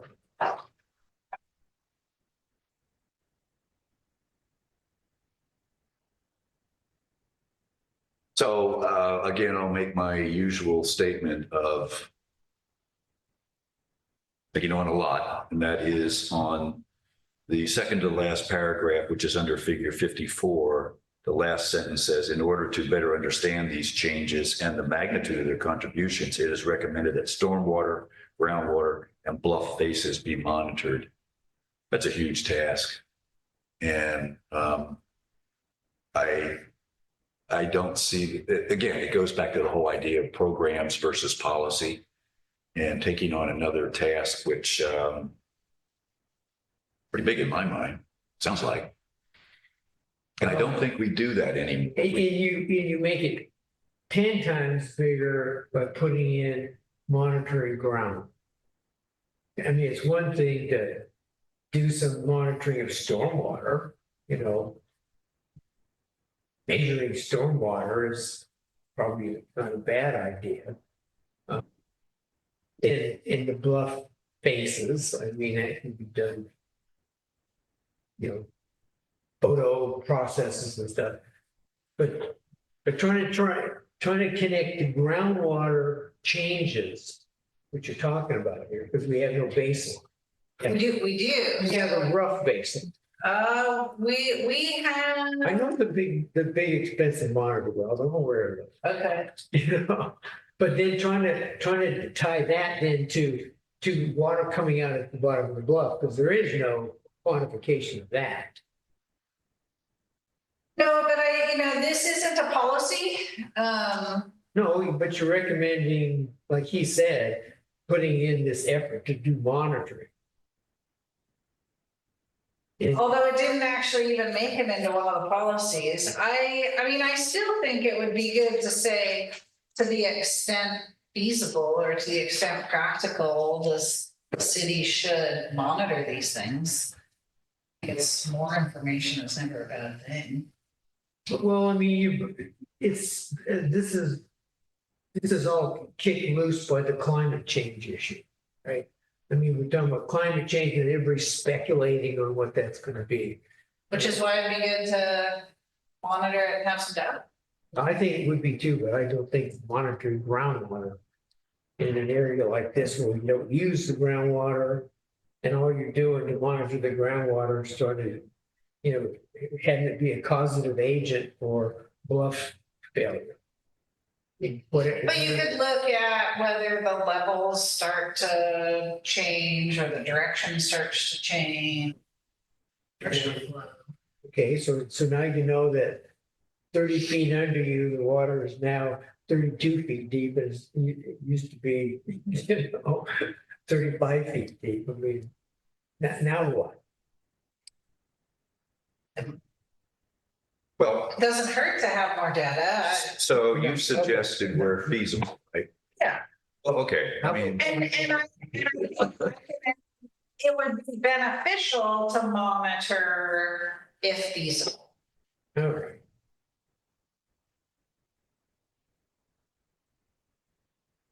I just think that a lot of folks around read these things and they get into thinking that groundwater city is having some major influence that it changing, it will change something else. I mean, it is what it is. It is, I mean, but saturation is.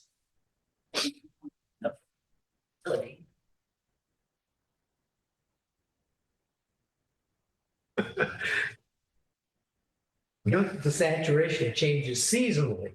Yes. It's much bigger than any predicted climate change that we're talking about right now. For the overall average, and we can get into a long discussion, but I don't want to do. I'm just saying is that I would prefer that the groundwater was out of there, but hey, you're right, it's beneficial. All data is good data, right? Even if it's ridiculously expensive for what it's worth. Well, so I mean, it's it'd be nice to have if feasible. There you go. Win this, sorry. There are no winners. No, that is not true. Okay, all right, page 13. Big issue at the last sentence of that paragraph, first paragraph there, put an N on the end of Wester. Like where? Sorry. The last sentence says, large beach along the Wester, just put an N in there. See, just to prove that I read ChatGPT should it. have gotten that one. Yeah. We won't argue it anymore, though. Someone just gave us a draft, it was for that Euroc housing development, and throughout the CEQA document, they used THRU. Okay. Hmm. For through.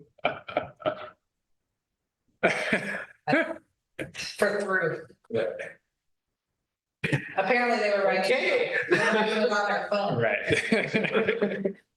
Hey, they very well may have been.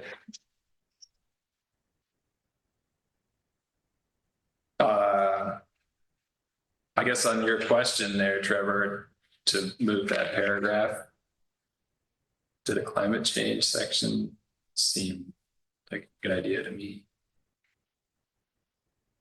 And maybe the one under the figure 5, Oh, yeah. but 54, I don't know. Maybe that one too.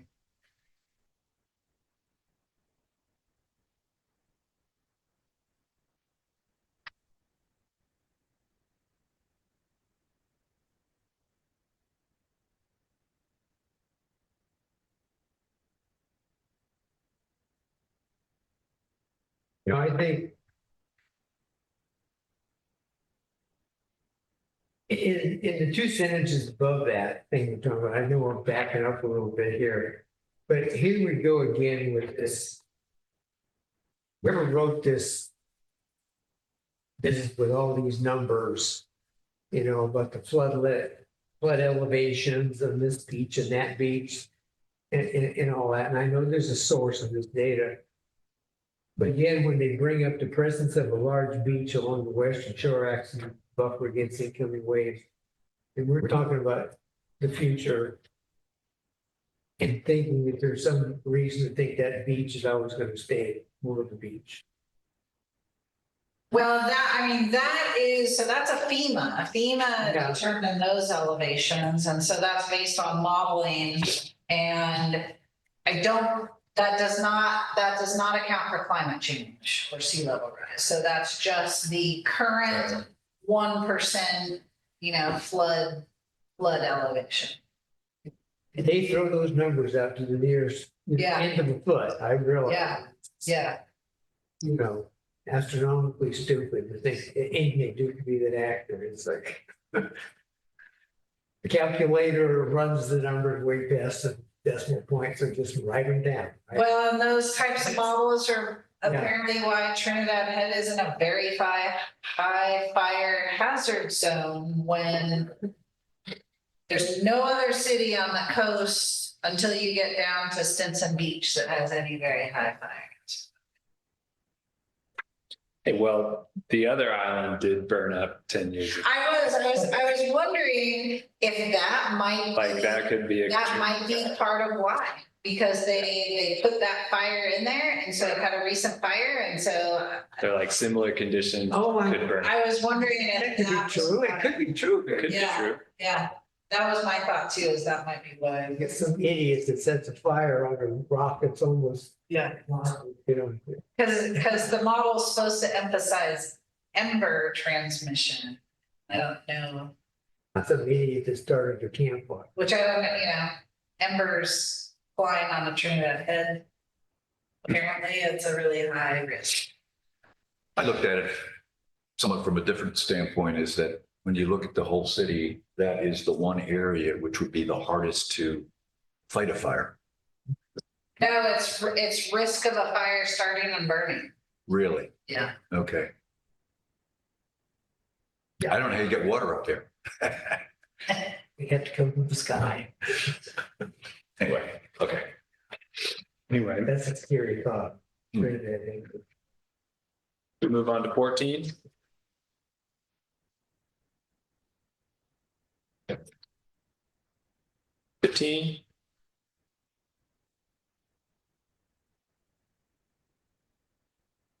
Yeah, just your comment, TP 22, yeah, I agree with it, could be covered in 1.3.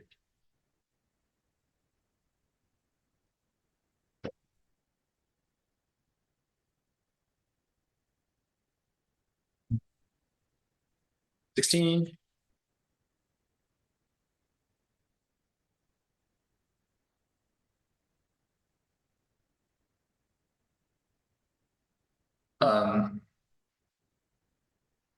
That whole program A through J seems too specific to be in here. It's more like should go in the So in the regulations. other ordinance. Yeah. Well, it's a lot less than what was in there. Is it- The only other reason to have it in there is it may show the extent of what is expected in an analysis like this. Which is, you know, an awful lot of items to cover. So people think that having a program, you know, is just a no big deal thing. This would certainly open their eyes. Well, because previously it was. I think that whole thing took up like a page and a half. There were more of them. And it said shall include, not as. Right, yeah. I think, you know, But in some ways, you do have, you know, you talk about the qualified profession, right? Writing these report, doing these Yeah. evaluations. And since that's kind of open-ended, qualified professional. we could define that, but it's difficult to define that for, because we have it defined in our septic ordinance, for example, but this is gonna be a different qualified professional, so it's sort of. Oh, yeah, but it's still gonna cover a fairly wide range Yeah, of professionalism and experience, because you can't get too specific or you'll end up with the yeah, licensing boards all over you, right? The civil engineers, the geologists, defending their professions, right? So what I'm saying is, if you don't get very specific, and maybe this belongs in appendix, but if you don't say these are things that need to be at least considered, you could end up with a professional report that doesn't cover enough of the issues to give you good answers. and I think that's the intent, and I think if you look at, for example, the conservation element, the coastal commission wants a lot of specificity in these, because these are what the zoning ordinance is gonna be based on, and you know, how CDPs are supposed to be evaluated. It's a different standard than if this were not a coastal general plan. If this were just an inland general plan, you wouldn't get this. But I think this level of specificity is consistent with other policies that we have, like the requirements for, what is it, developments of, sorry, I forget, but ones that would generate a lot of stormwater. There's developments of concern or something, and it's got a list like this. I don't know if we can get away from that. It'll need to be someplace, otherwise they would just say, well, we'll give you a list of criteria. And it'll be more onerous than this. But at least the whole damn state has to deal with it. Everybody else goes. And then putting Right this, outline the Trinity. putting this in the ordinance wouldn't satisfy coastal. I mean, and that's a good question. I mean, that's, their comments have before been that they want this, but I could have that conversation with them. I mean, because I think, our original approach would be to say, amend the zoning ordinance to include some of this stuff. And the coastal commission doesn't want that because they want the zoning ordinance at the same time. So why do you need them in the place? I think it's worth having a conversation.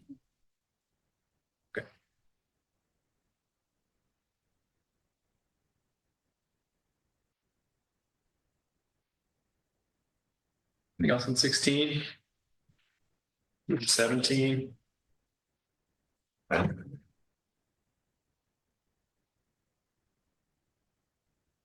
Main problem with 17 is the non-conforming development part. Whereas how do you really define what is non-conforming? And the consequences of being considered a non-conforming development are pretty serious. Anybody who's trying to do a development. Yeah, I mean, I think that's a good question. You know, any work that they're doing that rises to the level of requiring a permit, then they'd have to do the study and we'd find out. But what if they're just putting in some new windows and re-siding and getting a building permit?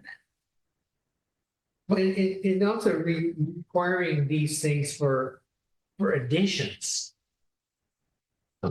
Well, yes, I mean, and we already require a permit for additions. But yeah, I mean, I think the idea is that, you know, if your structure is too close to the bluff, they don't want If you. your Adding on. the other side of the house away from the bluff.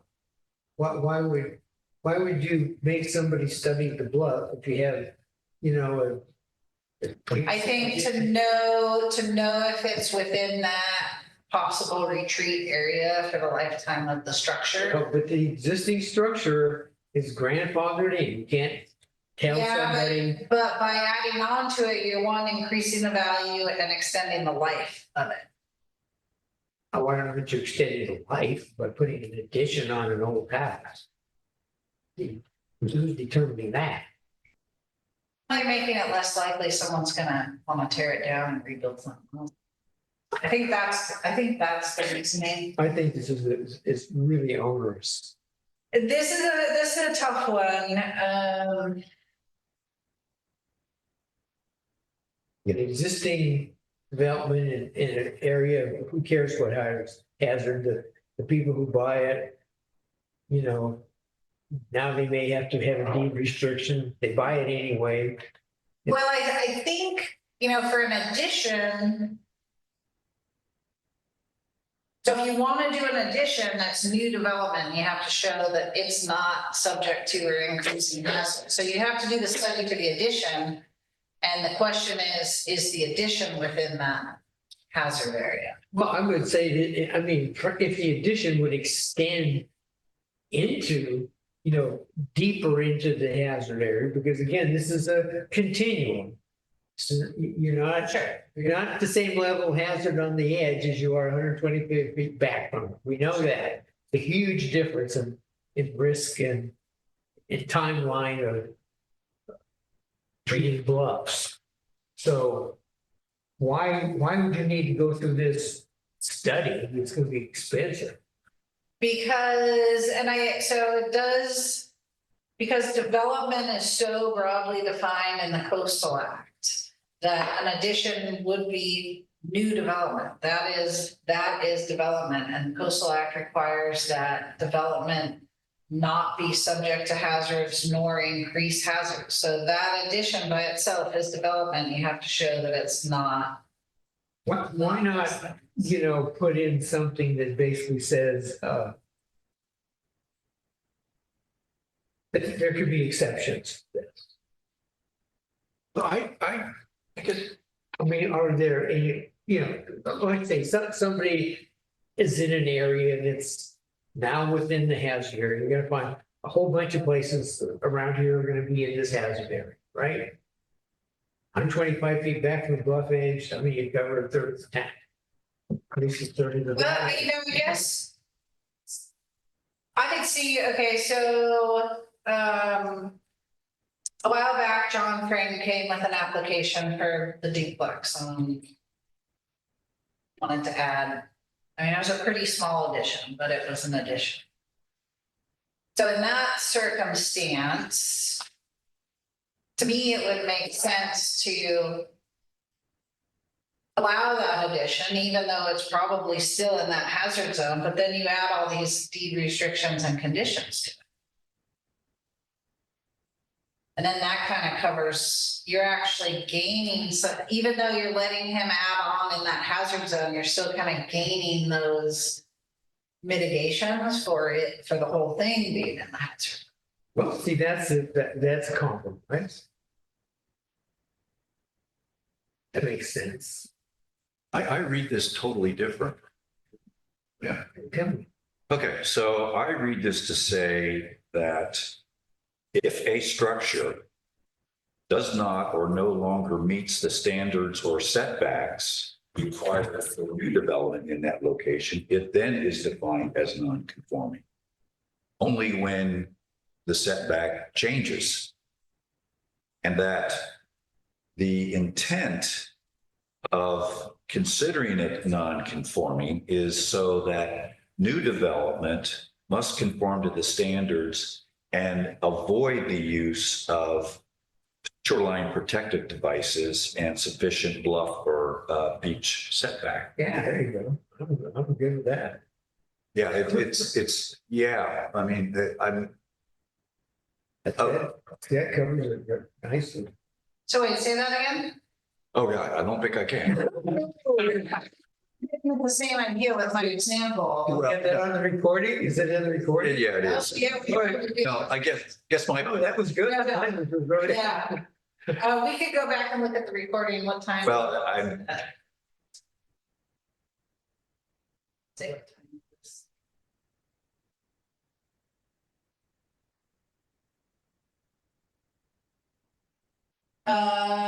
Okay, but I think we were getting at the fit at that where, okay, so you allow the addition, but then you're putting all those mitigations on the whole structure, right? That's kind of what you were saying. well, I'm, yes, basically is that a structure would only be defined as non-conforming when the setback has changed. And Or if it never had the study to begin with. Hardly any of them had studied. Yeah. okay, yeah. And then the intent of having to develop the addition is to preclude the use of future shoreline protective devices Yeah. and to make sure that you've got the proper setback. So I just look at it a little bit different, that's all. Well, no, I mean, that's, that, if you, right, if that analysis leads to someone saying, well, I need to keep my home here because it's already here, and now I'm gonna put in a shoreline, structures, yeah, that's, we know how that's not something we want to see under almost every circumstance. You want to avoid the We shoreline want to avoid protective those. devices, of course, yeah. I like that. I don't know if that's what that's supposed to say, but that's what makes sense to me. We'll go back and look at it or listen to it, and if it makes any sense, then we're gonna look at this again. Yeah. Right? Yes. So we can, I'm sure We could- there's several times. yeah, we can flag that and then Yeah. have further discussion on it, I'm sure. Move on to 18. Sure.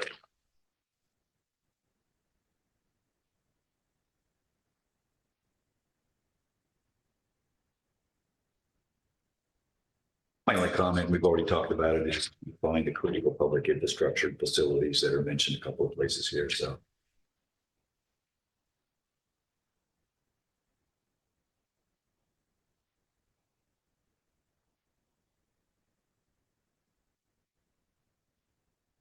Can you refresh my memory of what redevelopment is? I believe, and the Coastal Act does define that, so I'll need to define. But I need to include the definition of existing. But we probably need to have a different term than just existing.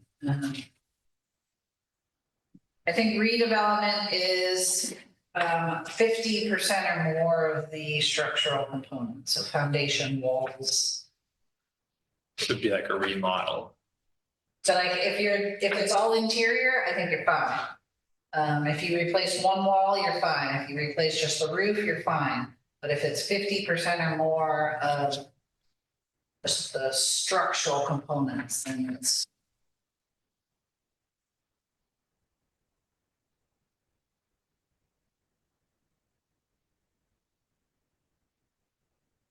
Got 18. 19. Two comments real fast. Under PS-PD.6, mitigation of monitoring of shoreline protection impacts, says that the monitoring plan shall be phased in 20-year increments. I guess my gut feel is that maybe 20 years might be too long a period of time for an increment to do the monitoring, but if that's some regulatory thing somewhere, that's fine too. But it just seems to me that 20 years is a lot that can happen, especially when we're looking at some of the weather changes, climate changes that we're anticipating. So I think the intent is that, you know, you do the study now and it shows that you're good for 75 years, but in 20 years, you have to revisit that. So you would assume 20 years is enough, but what this is saying is that you need a whole new CP. 20 years, which every 20 years it actually comes faster than I would like. well, that I'm gonna look at it that way. That is true, right. So maybe I'm not pushing for anything different. Yeah. It's just that the 20 years. Do you have a model for the 20 years for that time? Yeah, this is from Half Moon Bay, and So I was, and I shortened this one down to.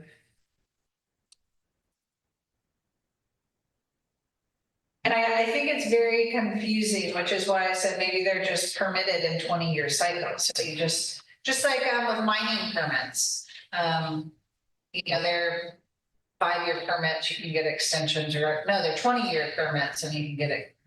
I forget, anyway, mining permits are for a specific period of time. That's something like 20. but there's legislation that cover those numbers and I mean, No, I'm guessing this is just something that the Coastal Commission decided was reasonable.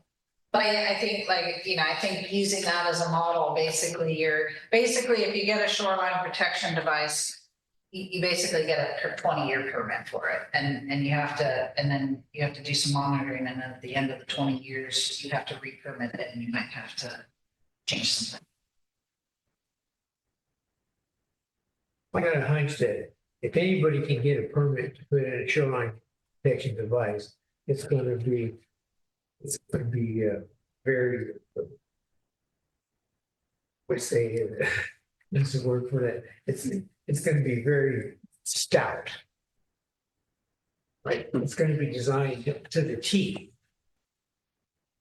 My guess, if it's going to pass muster, so we hope it's built like that, it actually gets approved the first time out, is going to be very robust. That's the word.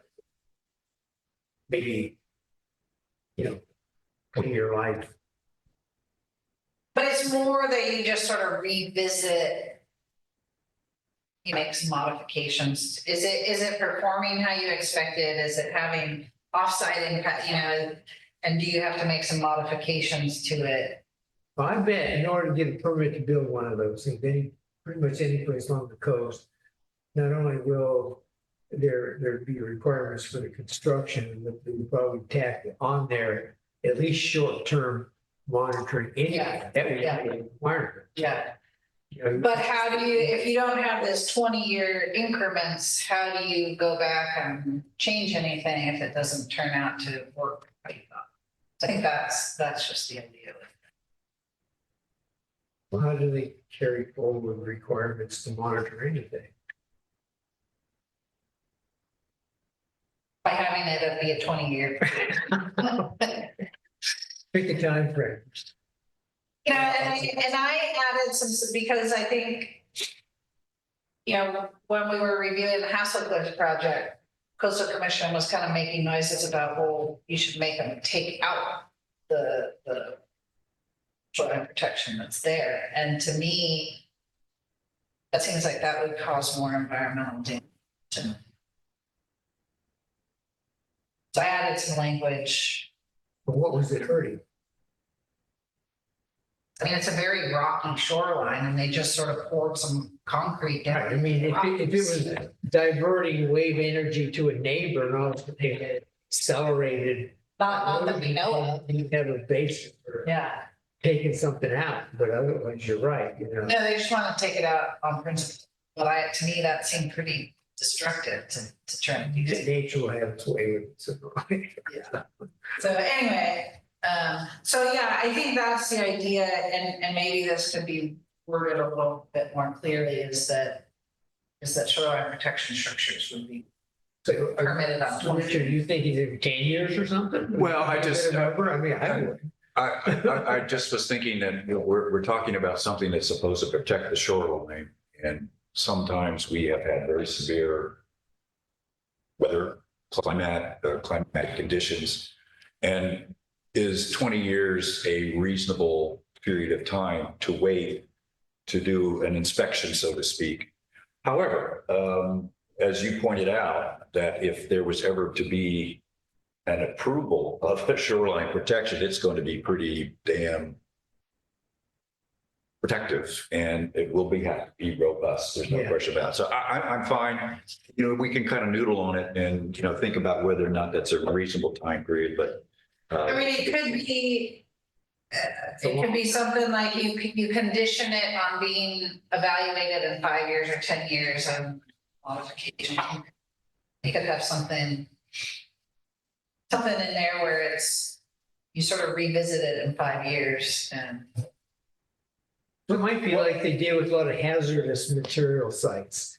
You know, you check it a year after, you check it 3 years after, you check it 10 years after, eventually, you know, everything's just fine, maybe the next one's 20 years, it would be gradual. It would be graduated, but that's too complicated. I think also, you know, one of the things that it does seem like what I think is probably going to be like for managed retreat, for example, it's gonna be, okay, it's not a specific time, we're gonna monitor it, and when this happens, then we're gonna do something else. So it's gonna be a phased kind of thing, and we could do something similar with shoreline protection where it has standards that it has to meet, and if the monitoring shows it's no longer meeting those standards, then you have to revisit the permit. Could you just substitute that kind of a thing for this? Yeah, potentially, yeah. Yeah, that's reasonable and that's open-ended. You get site specific.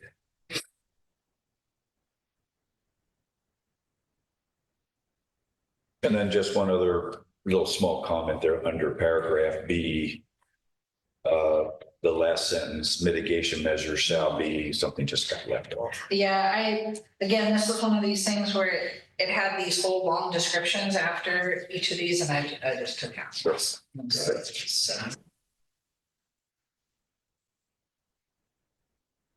Moving on to 20.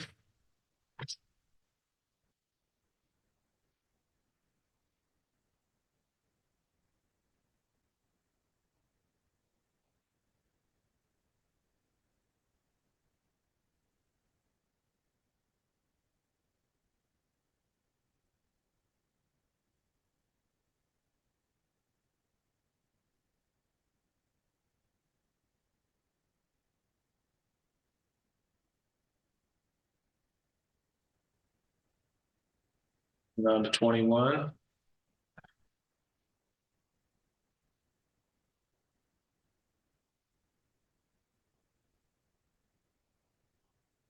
I didn't know if you wanted, I mean, those newest fire hazard severity maps are. What are the 2025 ones, I guess? Yeah, But and there's Gabe. old ones that are floating around out there too that. Okay, yeah, The 20. Yes, so the SRA maps are 2024.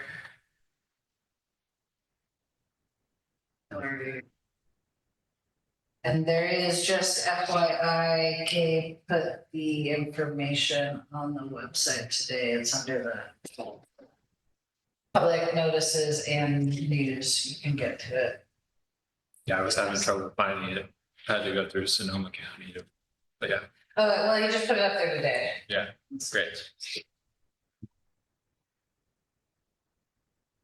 Anything on 21 else? 22?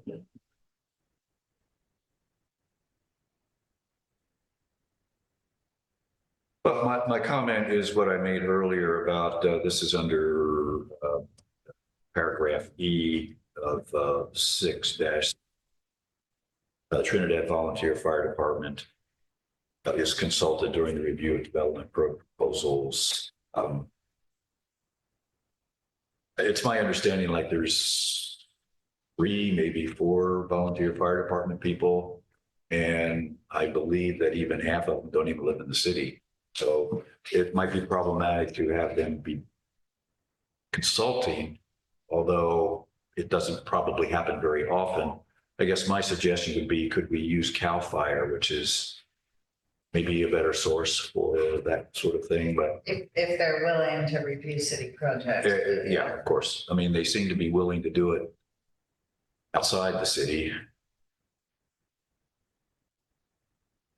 Just, Well, and that's where, there's these efforts to formalize a mutual aid agreement and that sort of thing, which would be important. yes.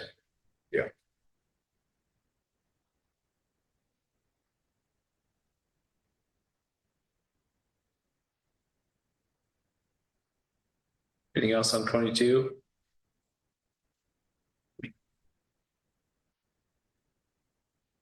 On to 23.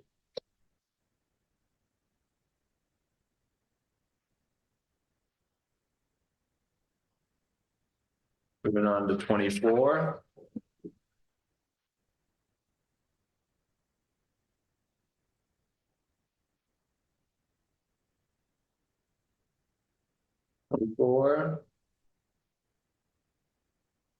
Going to 25. Did anybody, I think Tristan, you mentioned you like the graph. Basically that table and the graph show the same things on page 20. Like a graph. We have both. You like them both? Here we have both. You can have them both, sure. Got both. Anything else on 25? 26?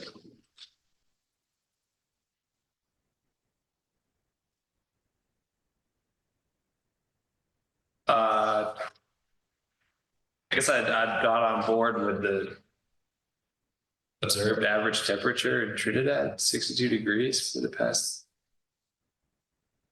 Oh, yeah, you commented on that before, didn't you? Maybe I've said that before.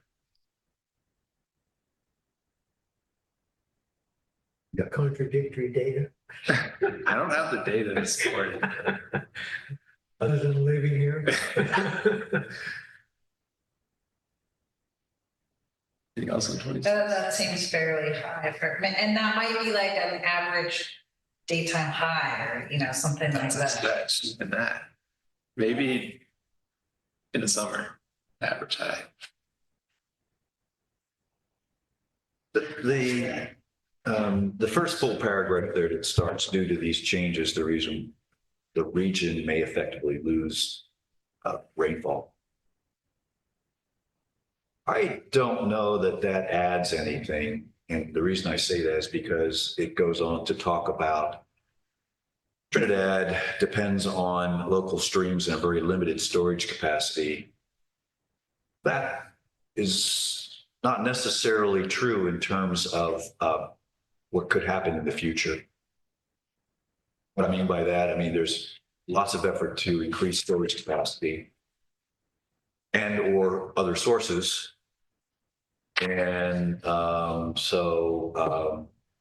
don't know. I don't know that that's very much of an editorial comment based on current conditions change in who knows.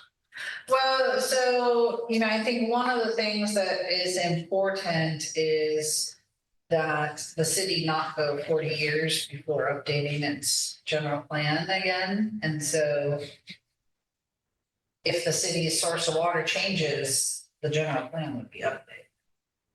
I just love it where you have the sentence before that say something may happen and then conditions could, and then you say this is serious. I mean, it's like you Well, speculating, and then you're putting out a very serious concern, assuming that all of a sudden. well, even if nothing changes, I think that the city's water supply disappearing is a serious concern. Yeah, it's the city of Trinidad has problems with water supply. Period. They have it now. And I think it's not just about storage, but soil storage as well. So I think it means that, Humboldt's Creek is likely to have lower flows because there's less soil water storage and more evapotranspiration. But I don't think we need to have 3 to 6 inches. I don't think that. After taking the water out of Milk Creek, like they used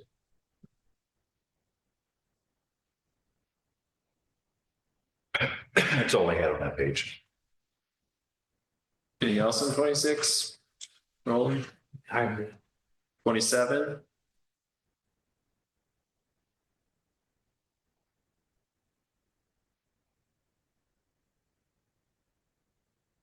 Well, once again, under PS-1.1, best available science, the last sentence says that, again, we're going to be obligated to do vulnerability assessments and related mapping every 10 years or as necessary. Just again, it's my general concern that we're taking on a lot and we're putting artificial time constraints on some of this stuff. I think that's in the new legislation since we have that. Okay. I will check. And I think I took out if possible. I think the Captain Bay had it 10 years and I put in the if possible. I think that's actually in the legislative report. Okay. I will check.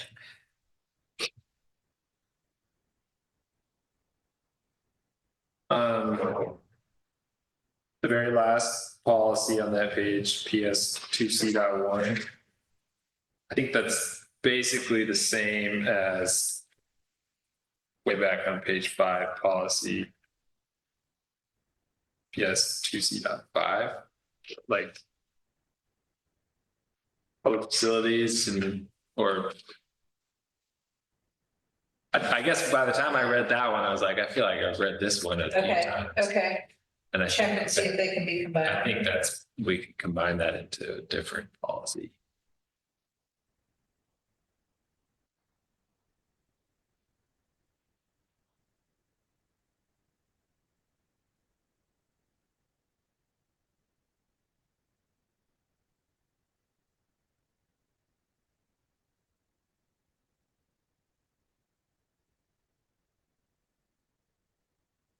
Anything else on 27? 28. So under PS dash 2C.2, coastal trail improvements, are we referring to the California Coastal Trail infrastructure because it's capitalized. And I didn't know if that was referring to that or if we're just talking about coastal trails in general. I think that's probably the California Coastal Trail. Okay. And then, and I'll get back to why I raised that as an issue, because the next one, it's a state parks facility. And I don't understand why we're dealing with state parks or the California coastal trails. Shouldn't that be a state responsibility? No, well, no, so state parks are subject to the local LCPs. So like when state parks. They get the Okay, list, that's true. That's true. All right, okay. so the California Coastal Trail does go through the state park in city limits. Back again on the coastal trail, though, it says consider planned retreat, and that's fine, but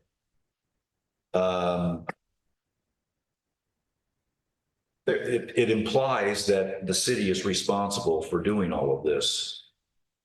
And is that really what we're intending to do? That we have to look at looking at new setbacks and moving the trail?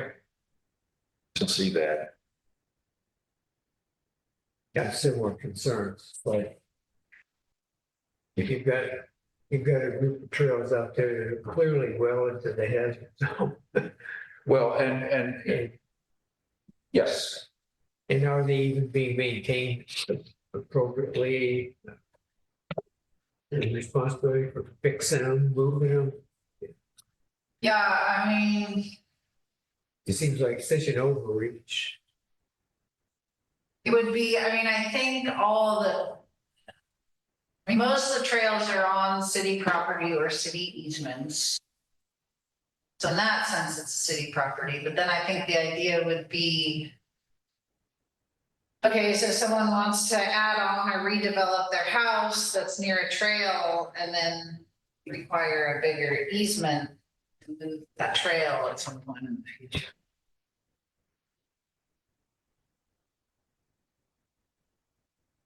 Well, I mean, you think of those trails that are along the west bluff. I mean, I'm sure those must be the ones we're mostly thinking about.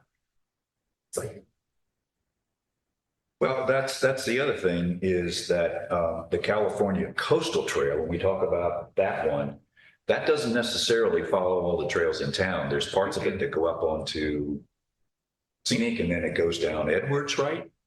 No, I think it goes down, I've seen the I figures. forget if it goes down Gross Lane or Parker, I think it goes down Parker Creek or Gross Lane and then along Old Home Beach.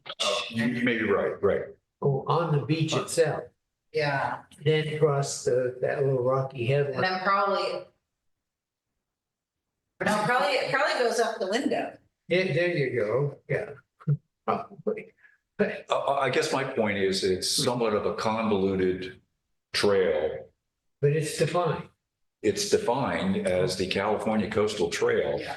And I'm not so sure that we should be responsible for some of the areas. Yeah. And this would imply that there's a lot of stuff that we're supposed to do for a state trail.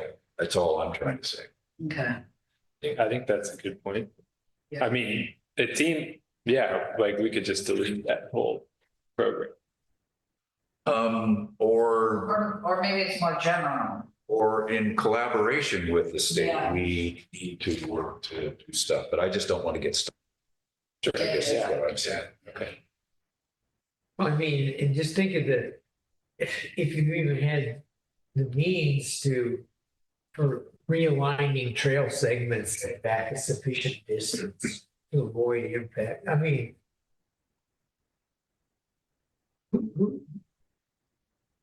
If the city's responsible for figuring that out, even before they implement it, even if they can't implement it, because of ownership, but it just seems like, So we already can't maintain a trail, let alone. yeah, you know, and Well, and I think it's important to make a distinction between the state trail and the city's trails, if you will. And Are I, any of those on the west on city property? Isn't it all on state park?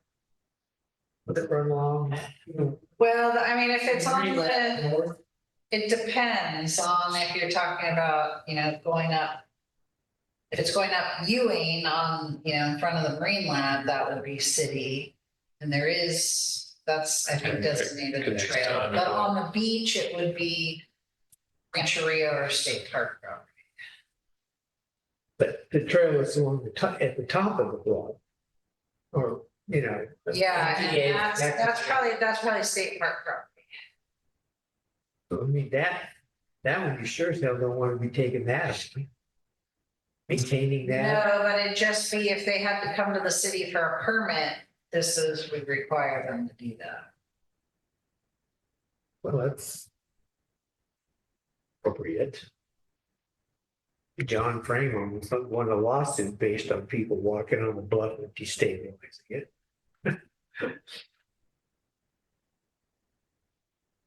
Ridiculous, but The coastal trail doesn't go along State Beach on the beach and then cut up at the far end.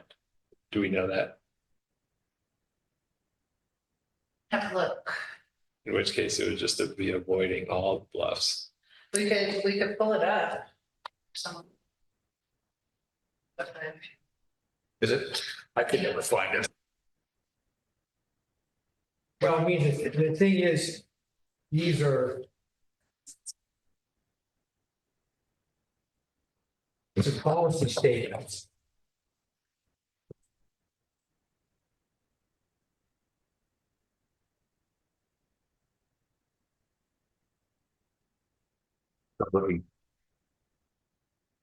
Not even.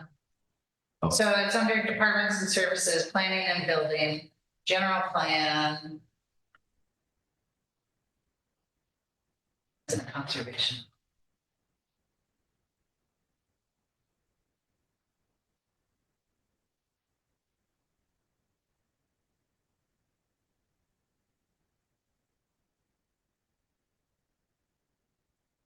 The general plan documents? Yeah.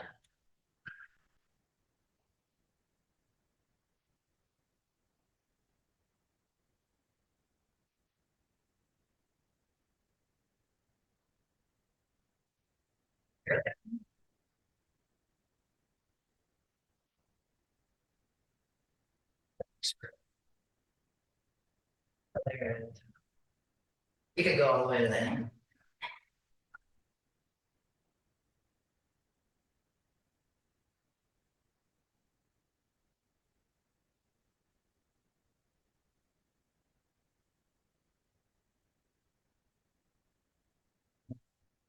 Yeah, it goes along. Yeah, oh, okay, so it goes down, Page are you on?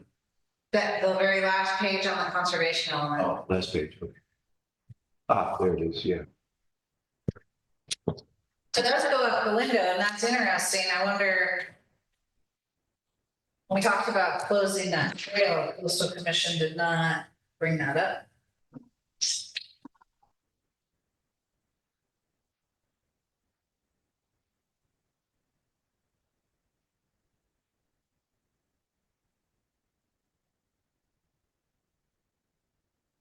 But I don't see it going up Galindo. Yeah, well, it goes down the window. Yeah. The lower part of Galindo. Yeah. Right, right. And then, yeah, down onto the Across beach. the beach, yeah. But it comes to the top of excellent, Yeah, Yeah. because they show a dotted line along the shore there. yeah. Yeah. So you, on scenic, then you come down, I guess that's Parker Creek, right? Yeah. Dark blue one, yeah, Grove Lane, I'm pretty sure. Dotted line that continues, it goes Yeah, over towards the little head. What's this line here? Well, That's a different trail. The little brown lines are just city trail. Yeah. Okay, where you go across this yeah. hazard zone of all. Who can do that? I loved doing it when I was a kid, but. Yeah, okay. Yeah, okay. So the trail on the top is not considered an official trail up here. Which the one, top which of the one? bluff. Here? Talking Oh, about here? Along here. Well, no, see, this is, They show a trail. Oh, I see. Yeah, yeah, yeah. Here. yeah. Well, this is draft. We could pull up the certified trail map if you want, but this blue line, thick blue line is the official California coastal trail.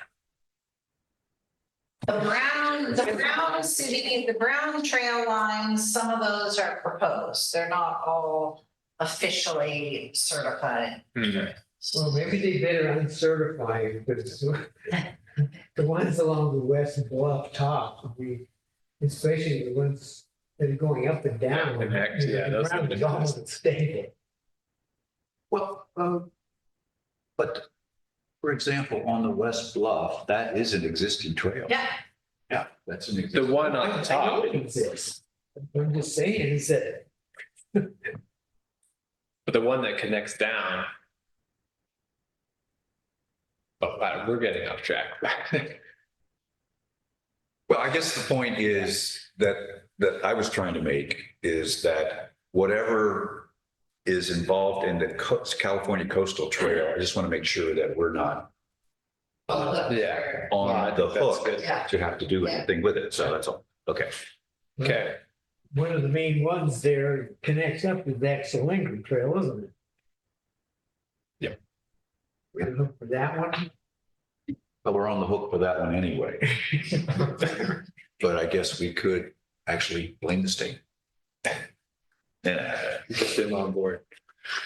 Anything else on 28? Well, I don't. I mean, I was questioning the whole idea of state parks facilities, that the city taking responsibility of that. I'm shocked to know that that's an actual fact. it's kind of a unique to the coastal zone. The school is also subject to the city's LCPs, which not, the Marine Lab is not, the universities are, so.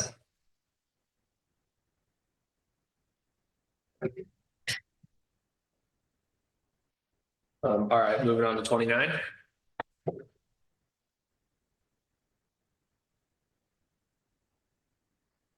I felt that this shoreline management plan was pretty well covered in other areas. I didn't see that this to me was a little bit more redundant. A lot of this has already been discussed in some detail.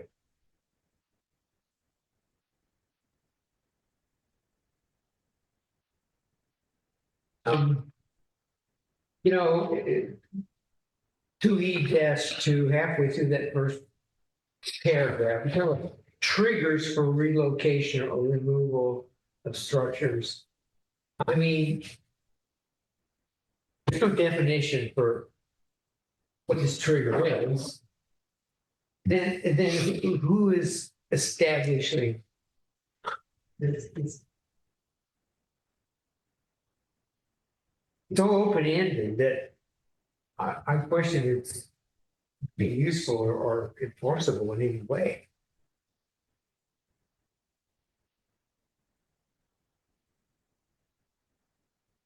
And you know that,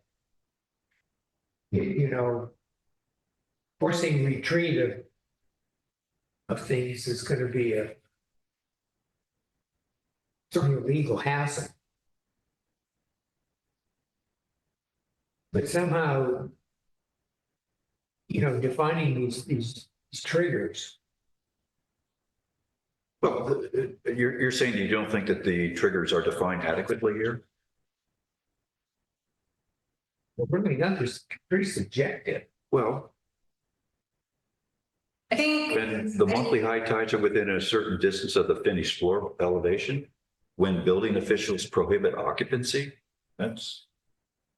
Well, that one, of course, that was pretty clear. If a building official assumes that Yeah. I think it could be worded more clearly. I think triggers for relocation or removal will be determined on a project or site-specific basis. Seems like it would have to be site specific. Yeah, so I think that rather changing site conditions is pretty vague, and then such as, I think would be clearer. But right, even such as within a certain distance of the foundation, who decides this distance? Well, that's what, I think that's the site-specific professional determination when they get their permit. So this is like a vacant lot. And because the coastal commission can't have takings, full takings. You have to let them develop it, but you have these triggers. Well, okay, so they're talking about location or relocation, removal of structures. Well, we're talking about housing. Right, what other structure are we talking? I mean, roadways, I mean, it could be, I mean, not in, if it could be commercial. it's a public facility, it's one thing. But if we're talking about privately owned structures. Could be something other than a house. We're talking about finished floor elevations. That sounds like a house. Well, it could be, for example, it could be an ADU, Yeah, it could be, auxiliary, accessory building. it could, I mean, it could potentially even be a commercial structure.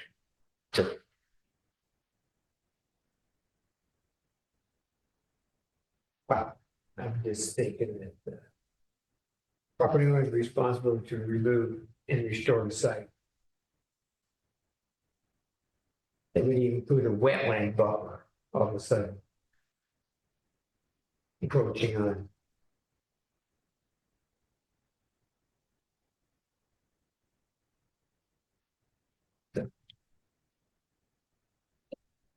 If you're forced to do this, I guess it's the best way to do it, but I think it needs to be a lot more specific to make sure that some of what kind of structures and public and private. That really fleshing that out would be important. Because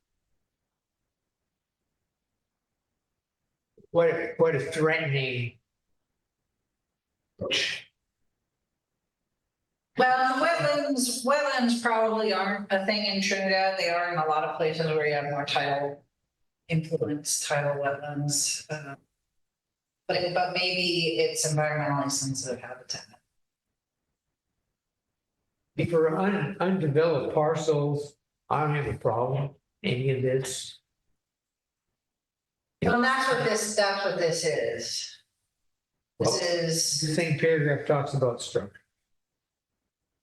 well, but it's a new structure on an undeveloped. So someone wants to develop a vacant parcel in a hazard zone. That's the way you read it? Yeah. There's a relocation or removal of the structure. Yeah, so say, maybe it's on Van Wyck, there's a parcel and it's in that it's within the area where Bluff Retreat would be anticipated to get a house in less than 75 years. Well, then rewrite it so it doesn't imply that we're talking about existing structure. The planned structure. I mean, does it not? I guess I read it to be basically any development. So it could be an addition to an existing structure kind of thing, not just an undeveloped. Well, it even says when building officials prohibit occupancy. I mean, come on. How would you? Well, because it's already developed. So when you're getting the permit to put a house, then you put these conditions on it, say, when the bluff gets so far of the foundation, then you have to do this. Or, Are you projecting out? yes. And I think you would not, I don't think you would allow an addition in a hazard area. I mean, it's not a significant addition because I think this is specific to avoid takings on vacant parcels. And this thing should be completely written to reflect that, because it's, I mean, I read it over half a dozen times, and I didn't get that. There should be no confusion in something, frankly, it's kind of draconian as this is. But no, I think the idea is it's projecting out, so if you're gonna get a permit to put this house in a hazard area, you're gonna, and we did that with house request, I think, where it said if the bluff retreated to within 10 feet of the leach field, he had to do something. So it was that idea. But once again, I read it a little bit differently, but Okay, Which is, Well, if we're all reading it differently, Then it's not- yeah, but rewrite it, so there's no confusion. Yeah. I don't disagree with that. That's true. But I just had a little bit, yeah. You have to read the first sentence. To me, that's more important than this is when a lot is not large enough to accommodate That's right. development. right, So we're That's already right. talking about an exception of something. that's right, yes. And this development that avoids, when the lot is not large enough to accommodate development, that avoids shoreline hazards or inland migration of public trust boundary with the anticipated life of the development. Then you develop a project option which minimizes the hazards from the different issues and encroachment on public trust boundary as long as possible. And then if those triggers hit, then you move it. Yes. So to me, that's what it's. say. But clearly I need to, maybe some bullet points or something would be better. Maybe. Yeah, I Or mean- you restate halfway through this is, we're talking about a lot that's not large enough to accommodate development. Well, that could be the first bullet, so Yeah, to speak. Yeah, yeah. I think that it can be So that it's clarified. really clear that if you're wanting to build something new on an existing parcel, which is obviously zoned for the appropriate use, that you have to go through this study and you have to make agreements that if the worst happens, you have to relocate, treat, or demolish Yes, and restore. yes. Okay with that. That I believe is what the intent is. Okay. I think it could probably be redevelopment though, too, of a parcel then. Well, I mean, if basically somebody says, I want to change a bunch of stuff and you say, this is what you're gonna have to go through, then they can say, well, I guess I'll just be happy with That's right. it is, and not go through what it takes to get on. And you're right. I think that the little phrase here, develop a project option that minimizes hazards, could include redevelopment. Yeah. Yeah.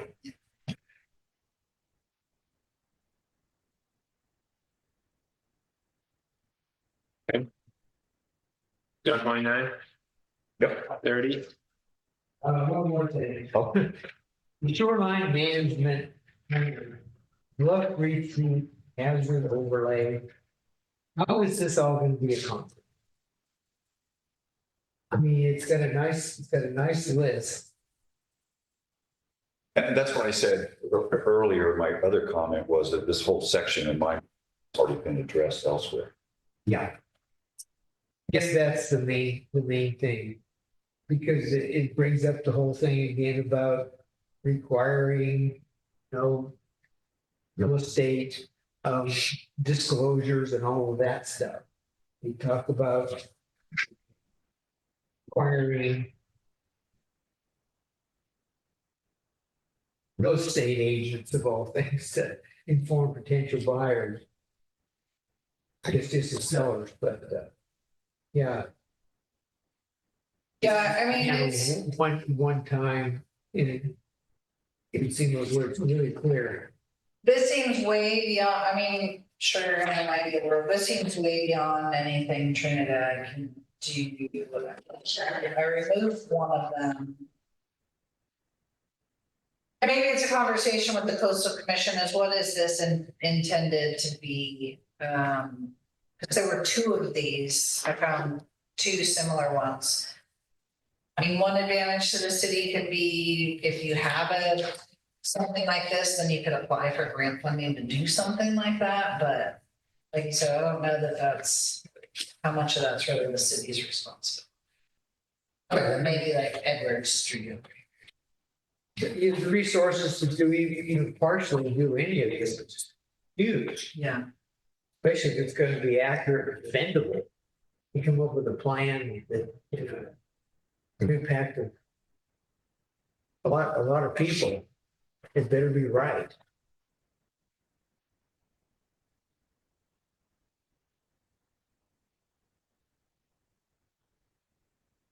Dalton's dream.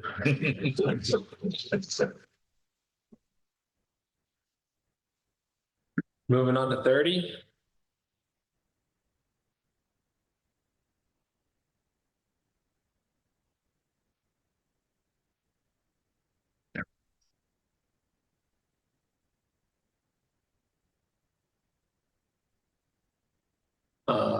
All good on 30, going to 31.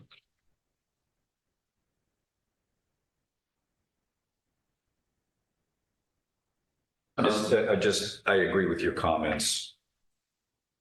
You wanted to move on one section, that's fine. I think that it's adequately covered in other policies elsewhere, so. Yeah, I think not necessarily this policy, but I think it's conservation. Could be, yeah. But we have been including the same policy, so I might just Yes. pull a conservation policy. I had a, I guess, question about 753 new development adjacent to streams. What are we defining adjacent? Given that 752 says no development in streams or in riparian zones. Like either we don't need 753 or it means something else. Okay. I guess.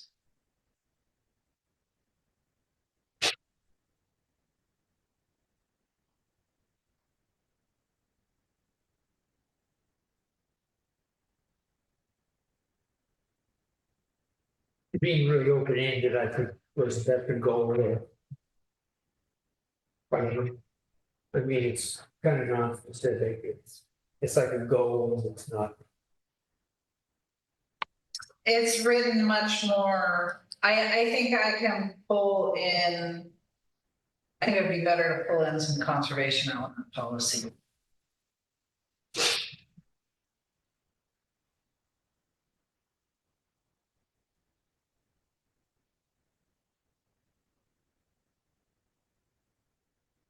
Anything else on 31?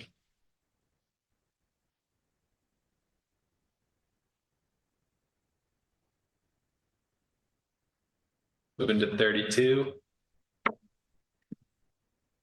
Just a comment, I don't know that it necessarily has to be policy per se, but should we include some sort of, say, develop a process for alerting the responsible emergency teams for hazardous materials? Because it appears that the city really doesn't have anything capable of handling this. So all of that expertise has to come from elsewhere. And do we want to have some sort of procedure for alerting? And maybe that's in the EOP. That might, and it might be this next section, disaster response and recovery. But Could be, I think yeah. it's a good point, yeah. Has the city ever done any kind of like a phase 1 site assessment to hazardous material? Yeah, down in the harbor area, I mean, just for the city in general, not that I know of. data research and. You could do that. That would probably cover something that expense, but sometimes those things can be generic enough, but basically take the responsibilities away from city staff. You have an outside person do a site assessment. You can do that in any size area. It should be covered. Since there wouldn't be much here, and it would just put it in writing with different. Probably things. not, no. The gas station, and what's that, the harbor, and, zero in on those places. I guess it'd probably be primarily transportation. Well, I think I made this comment before, since the freeway runs through the town, I was concerned about any hazardous accidents that could have on the freeway, which would be, something that a survey wouldn't help you with. No. Because that's, an accident. No, emergencies would. Yeah. Other than, anticipating fires. All of a sudden, if you don't have an evaluation of what's there, then people who are dealing with the fire. Basic. Yeah.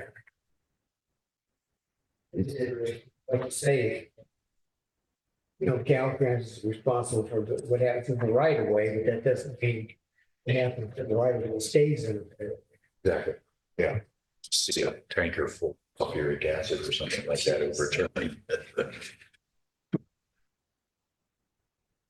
All right. We'll move on from agenda item number 3 and move on to commissioner reports. I have. Either staff report.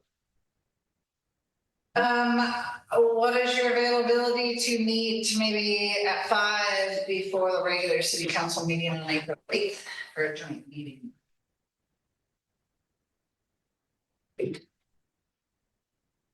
I looked at my calendar. I'm available for that. As long as they don't pick our time, because I'm gonna miss this. Maybe we're surgery out of the area. And that would be, well, and I mean, we could consider maybe canceling the April meeting since you'll have, if you guys are gonna be at the city council meeting, so that might be an option depending on what we have going on.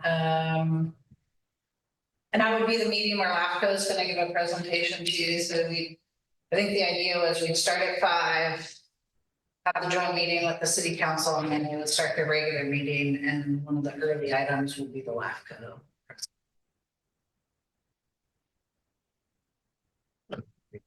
It's an 8. So there's been a couple of issues that we have raised even tonight that would be nice to have on the agenda of that meeting. Can you send out an agenda? And maybe we can Okay. I would just like to make sure we've hit everything. We don't get to do this very often. Yeah, yes.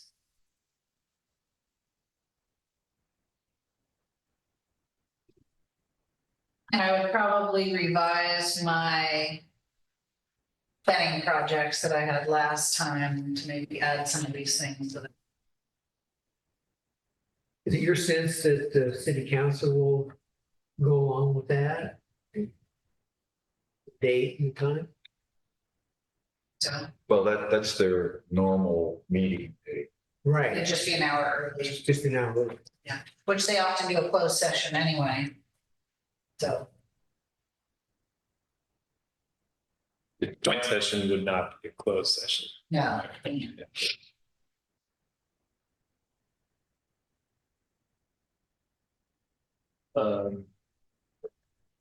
Anything else, Drew? I just like to say, I appreciate going through the process that we did tonight. I thought, yes, these were really good comments, and I think we're finally getting it to like a better point. Oh, I guess just one other thing I would say is that I did in my last meeting with coastal commission staff, it was clarified that I can request an extension on the LCP grant. And I can request more funds. So. Wow. It would be a new grant application, but now they have a they're worried about not spending all their money. And so it's a rolling grant, and anything less than $500,000 can be approved administratively, so. I think, because we're running out of some budget on some things and this. No idea. Our old draft was so inadequate, but, yeah, so I'll be looking into that. But significant additional help, right? Well, at least we have more time for me to work on it. I was talking about. Is that, I'm just gonna prolong this until I can sign. Right. Keep getting those Don't grants. do that to us. All right, I know damn well she's got some additional help down there. future agenda items. I don't know if there's much to add to that or discuss there. No, I think, I'm gonna continue working on the safety element. I'd like to start bringing you pieces of the zoning ordinance. Although if we can get an extension on the grant, that's not as critical, which is nice, because I know there was a comment last time about it would be beholden to grants, but I think, I know the city council sees the general plan as a priority, and I think you guys do too, so we don't want to put these things on.